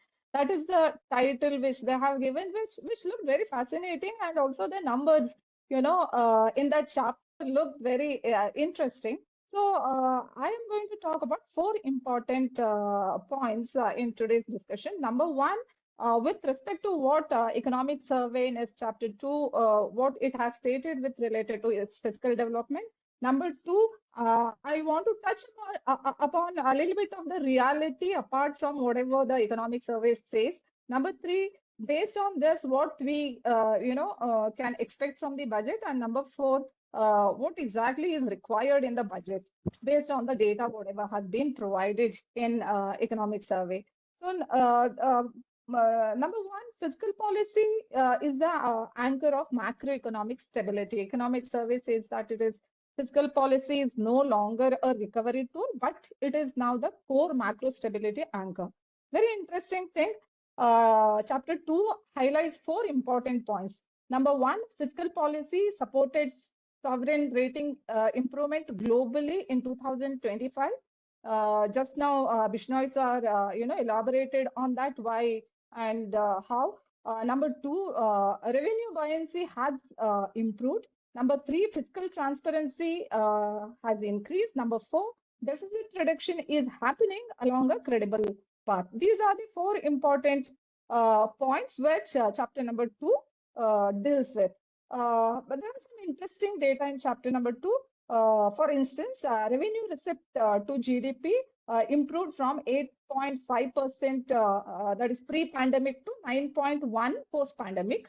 Gross tax revenue to GDP improved from 10.8% to 11.5%, and income tax filers increased from 6.9 crores to 9.2 crores. So basically, these data indicates structural revenue strengthening, not just a cyclical growth. Number 2, point number 2, which I want to talk about, that is about fiscal consolidation, which is happening without austerity. So basically, India is consolidating fiscally without cutting growth supporting expenditure. That is what economic survey states, chapter number 2 states. What are the important points here in this section? Number 1, central effective capex increased from 2.7% of GDP pre-pandemic to 4% in financial year 2025. And also states incentivized to maintain capex around 2.4% of GDP. So basically, deficit reduction, what we are talking here, it is happening through growth expansion, it is happening through revenue quality improvement, and it is happening through spending efficiency. It is not through welfare collapse or investment cuts, but it is through the growth expansion. Point number 3, capital expenditure is new fiscal signaling tool. So public capital expenditure has risen steadily. Infrastructure is expanding. Basically, this changes the fiscal policy structure, that is earlier from consumption push to now investment multiplier. Then with regard to fiscal deficit, what economic survey states is that there is a reduction, all right, a reduction in the fiscal deficit. So reduction is gradual but not aggressive. That is what it says. So basically, it has come down. That is pre-pandemic peak deficit of 9.22. The projection for financial year 26 shows 4.4%. So basically, it is also because capital expenditure must be protected and growth momentum also should not be damaged. So basically, this fiscal deficit reduction is through capital expenditure quality, not through the not through any other forces. So basically, these are the few important data which I have taken it from chapter number 2. But what is the reality is? So the reality is that since we are talking and connecting everything to the growth, all these macroeconomic fiscal indicators, what we are talking about, everything is based on our growth. So basically, one of my co-panelists mentioned that the economic survey estimates the growth in between 6.8% to 7.4%. So let's say, for example, tax buoyancy. Tax buoyancy is linked to our nominal GDP growth. If growth slows, then tax buoyancy also may fall, number one. Number two, fiscal space is still limited. I would say fiscal space is still limited because interest payments and the subsidies, the component of interest payment and subsidies, if you look at, it is still high. Then the deficit control also depends on the growth, as well as debt is manageable only if the growth remains strong. So basically, everything depends on at what rate we would be able to manage our growth. So that is what I realized, after reading chapter number 2. Now, there is one important section which we have to look into, performance of state finances. Now, when you are looking at performance of state finances, so at the macro level, at the central level, you have very rosy picture. But when you come to state level, all right, so you have a different picture there. So why do I say you have a different picture? Because state fiscal deficit has remained stable around 2.8% of the GDP, but it has risen again to 3.2% in the financial year 2025. Which basically shows the fiscal pressure on the state. So which is again very concerning, fact. Then the second important point which I noticed is state revenues. State revenue balances have weakened. Revenue deficit increased from 0.1% of GDP to 0.7% of GDP. Basically shows slower revenue growth, but though capital expenditure has been protected about 2.4% of the GDP. But when you are looking at overall fiscal space for the states, it is very tight. So revenue receipt declined from 13.3% to 12.2%, whereas the revenue deficit has increased. So basically, this would be taking us to one very important, point which has not adequately addressed in this economic survey. In fact, I was looking for that part, which is on 16th Finance Commission recommendations. All of us, we know 16th Finance Commission has submitted its recommendations. So everybody is eagerly waiting for 16th Finance Commission recommendations.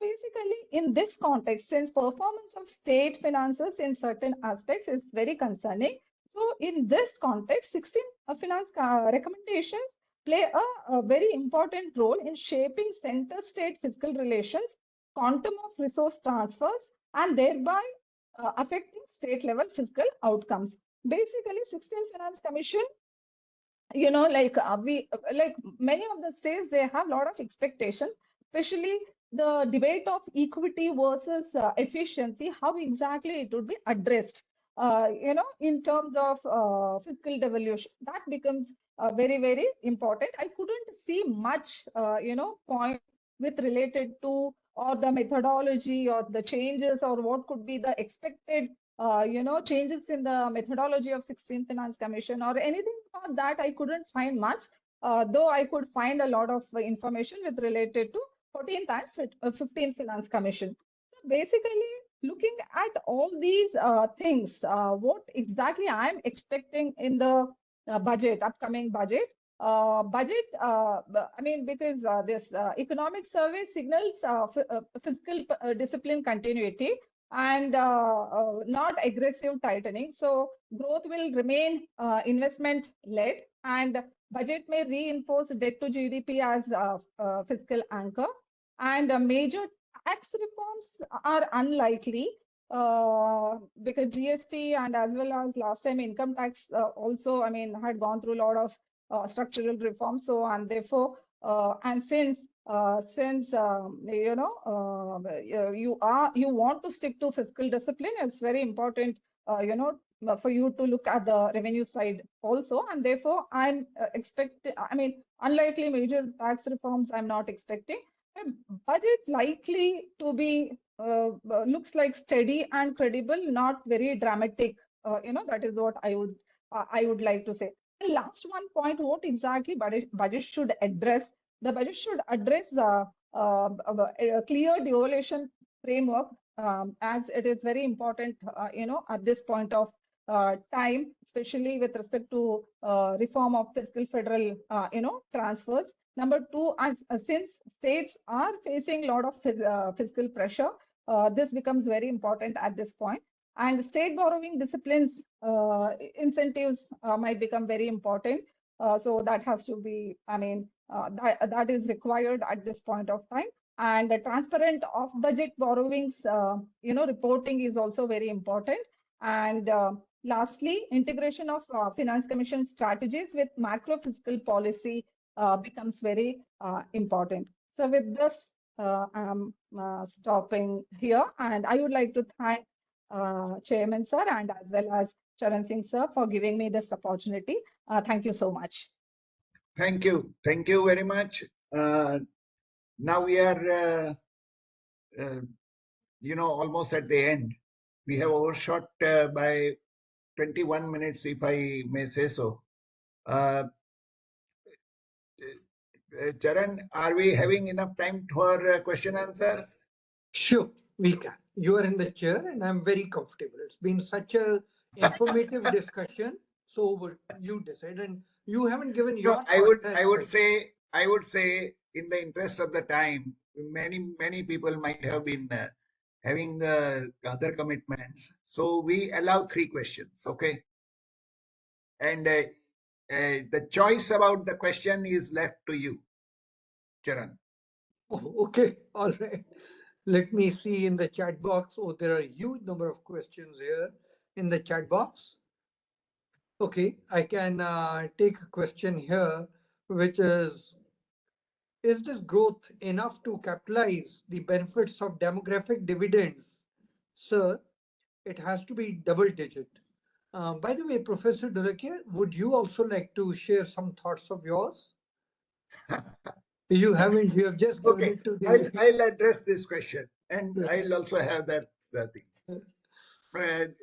See, demographic dividend picking up around 30 would require the growth of labor force in this country to be around 1/3 of that is usually the case. I mean, whatever is the growth in real terms, 1/3 of that, roughly, it's a rule of thumb, 1/3 of that will be the growth of labor force.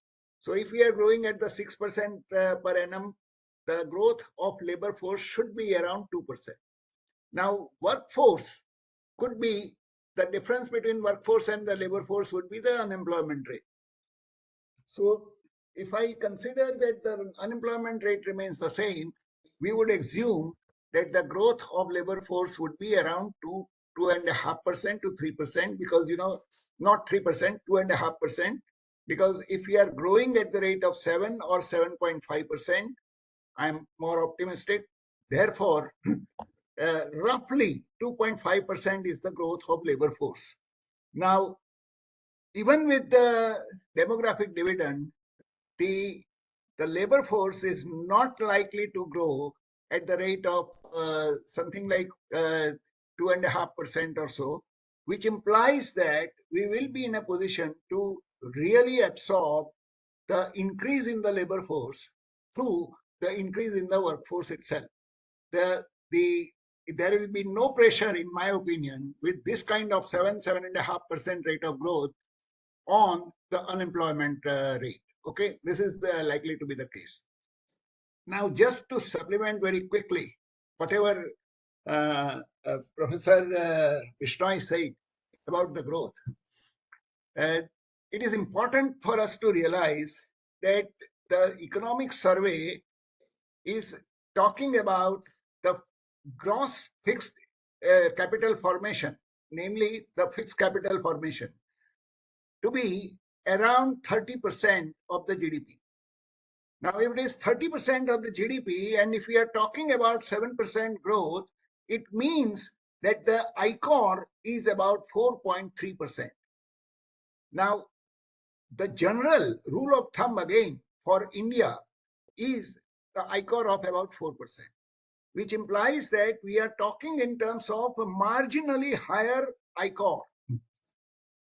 That appears to be somewhat inconsistent because, you know, we are expecting the growth not from agriculture and manufacturing to a considerable extent, is basically through the services, because service is growing at the rate of 9%, and service is not the capital intensive sector. So there is a likelihood that we might be actually seeing a marginal decline in our investment and still achieve something like 7%. Or we will have the fixed investment rate of about 30%, and we will achieve 7.2 to 7.3% as the rate of growth. That is likely to be the case. Now, it is very important. I think one comment that I would like to make, apart from what is there in the economic survey that is there for everybody to read, but the comment that I would like to make is that many people are talking in terms of whether 7%, because now the economic survey has revised the potential rate of growth from 6.5% to 7%.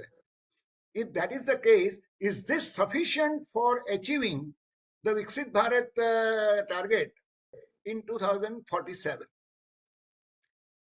That requires generally the growth of 8% in dollar terms. We are at 4 trillion economy, $4 trillion economy.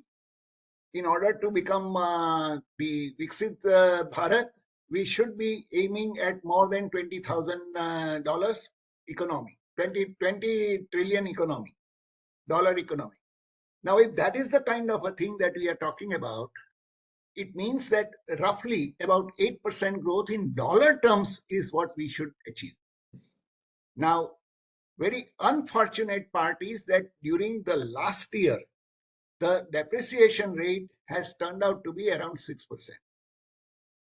But if you take a longer period, it hovers around 3 to 4% per annum. Now, if it is 3 to 4% per annum, we must grow. We must grow in nominal terms at the rate of something like 11 to 11.5%. If 11 to 11.5% is the rate of growth, or maybe 12%, then it is possible for us to achieve 8% in dollar terms. Now, the economy and the economic advisor, chief economic advisor, has made a statement that 7% rate of growth in real terms is not inconsistent with 8% dollar growth. That means he is expecting only 1% depreciation per annum over 10 years. Now, that raises the question. Maybe it implies, and this is the implication, I'm only drawing the implication of the economic survey. The implication is that if for the next couple of years, we are likely to face a depreciation rate of something like, like this year 6%, next year 3-4%, and next year again 3-4%, then after 2028, we must be actually appreciating, because that is what it means. I don't know whether this is consistent. Okay. So this is my comment as far as you are concerned. I mean, this is the implication of the economic survey and its numbers. Okay. The rest is a matter of fact, and I don't want to contradict anything. The only thing that I contradicted was in terms of the survey that shows that 25% is the obese population, obesity phenomenon, and inequality index says that 90% of the people are very, very poor. Now, the very poor people cannot be obese. So these two things don't go together. Okay. These are again the issues, there are some inconsistencies that I'm a bit uncomfortable about. But anyway, go ahead. Professor Dholakia, if you are going to give them starch to eat at free price, they can become obese. They are poor and obese. Yes. Because in your free food, you have not added cheese, right? Or protein-rich diet. So I think time has come that we should think in terms of in the free food that is being distributed, or at least in the people below the poverty line, food that is distributed, that can have protein-rich component. We could do that. One thing has to be seen, which segment of the society has been found to be obese, and that society, if there's a trend, one can look into it. But I think that observation that the economic survey is making, and I'm very happy that the economists have started looking beyond GDP. They've started looking at one economist from the IMF, Harvard economist, is saying pollution is bad because it leads to lack of productivity and absence in your job. Today, the economic survey is saying if you're obese, you are inefficient. At least the economists have started looking beyond the econometric models. That is something very positive, I thought. And now that they have started looking, the basket of free food which is being distributed probably needs to be tweaked. That's no, correct.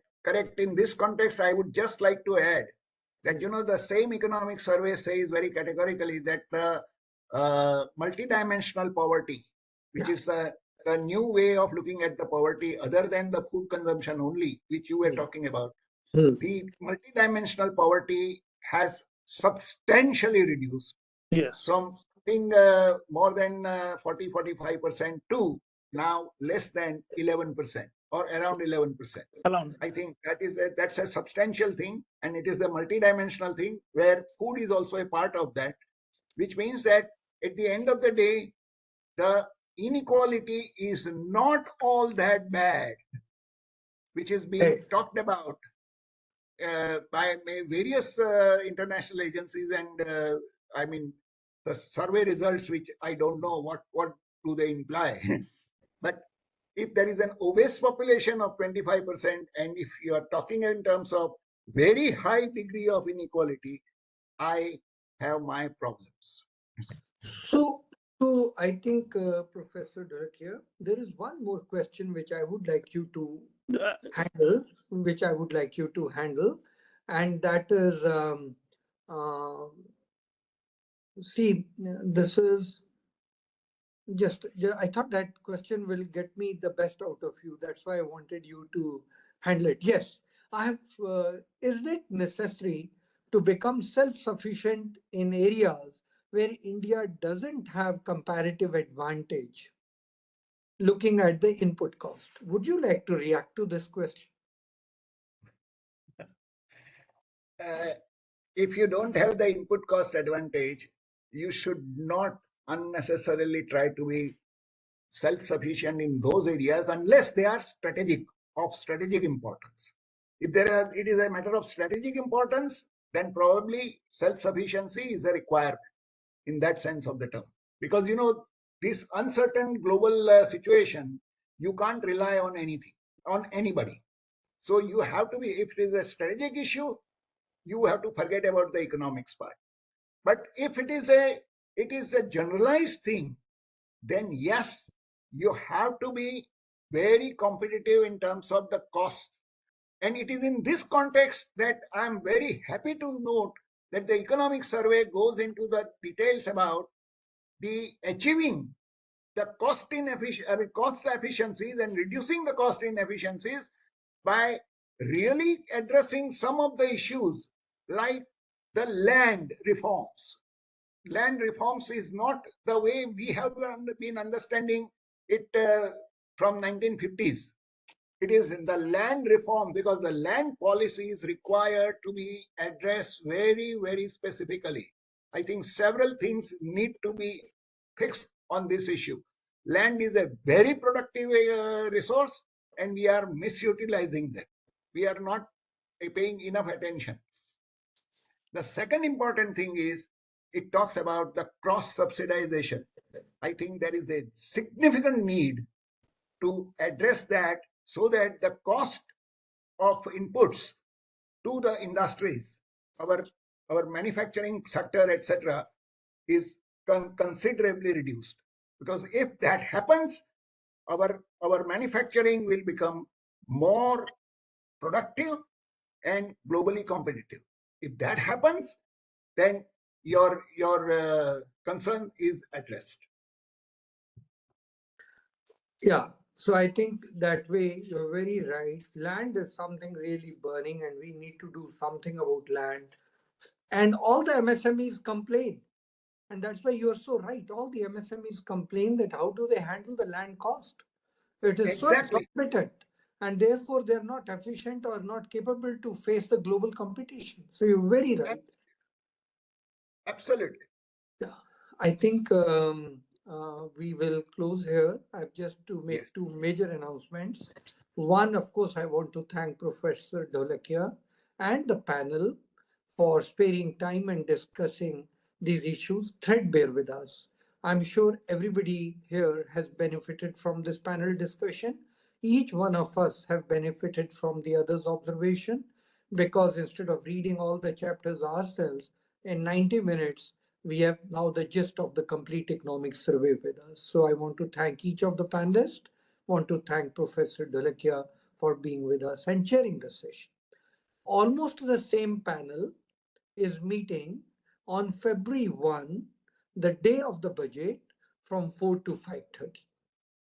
So I would welcome all of you to please be there from 4 to 5:30 on the day of the budget, February 1, Sunday. The other housekeeping announcement is tomorrow's Friday webinar series that we have. We have done nearly 315 webinars, Friday webinars so far. Tomorrow, we have two people, two economists from Bank for International Settlement speaking to us on monetary policy in uncertain times. There are two chairs to that. One is Professor Hans Genber, who knows a lot and is familiar with monetary policy in emerging countries. And the other is Steve Cacciatti, who was the chief economist for Bank for International Settlement. So we have two speakers and we have two chairs. Now, to understand making monetary policy in uncertain times, we have two discussants. One is Mr. Anil Kumar, former executive director, just retired from the Reserve Bank of India. And the other is Professor Shashank Bede, who was the member of the Monetary Policy Committee. So you can imagine that with this sort of a panel that we have tomorrow, two chairs, two speakers, two discussants, uncertainty in policy making, monetary policy making. It's going to be a very informative session, and I would invite each one of you to please come and participate. Now, because this is from across the world, the speakers are from Mexico. One discussant is from Boston. The other discussant is from Kuala Lumpur. The one chair is from Boston, one chair is from Kuala Lumpur, and the two discussants are from India. So we had to find a time when the sun is neither set nor in the sky.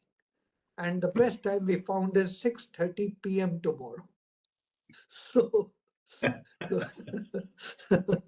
so tomorrow, 6:30 p.m. to 8, please join us in handling the session on monetary policy in uncertain times.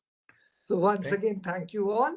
Once again, inviting you for the session tomorrow and the session on the budget on February 1. Thank you. Thank you. Thank you.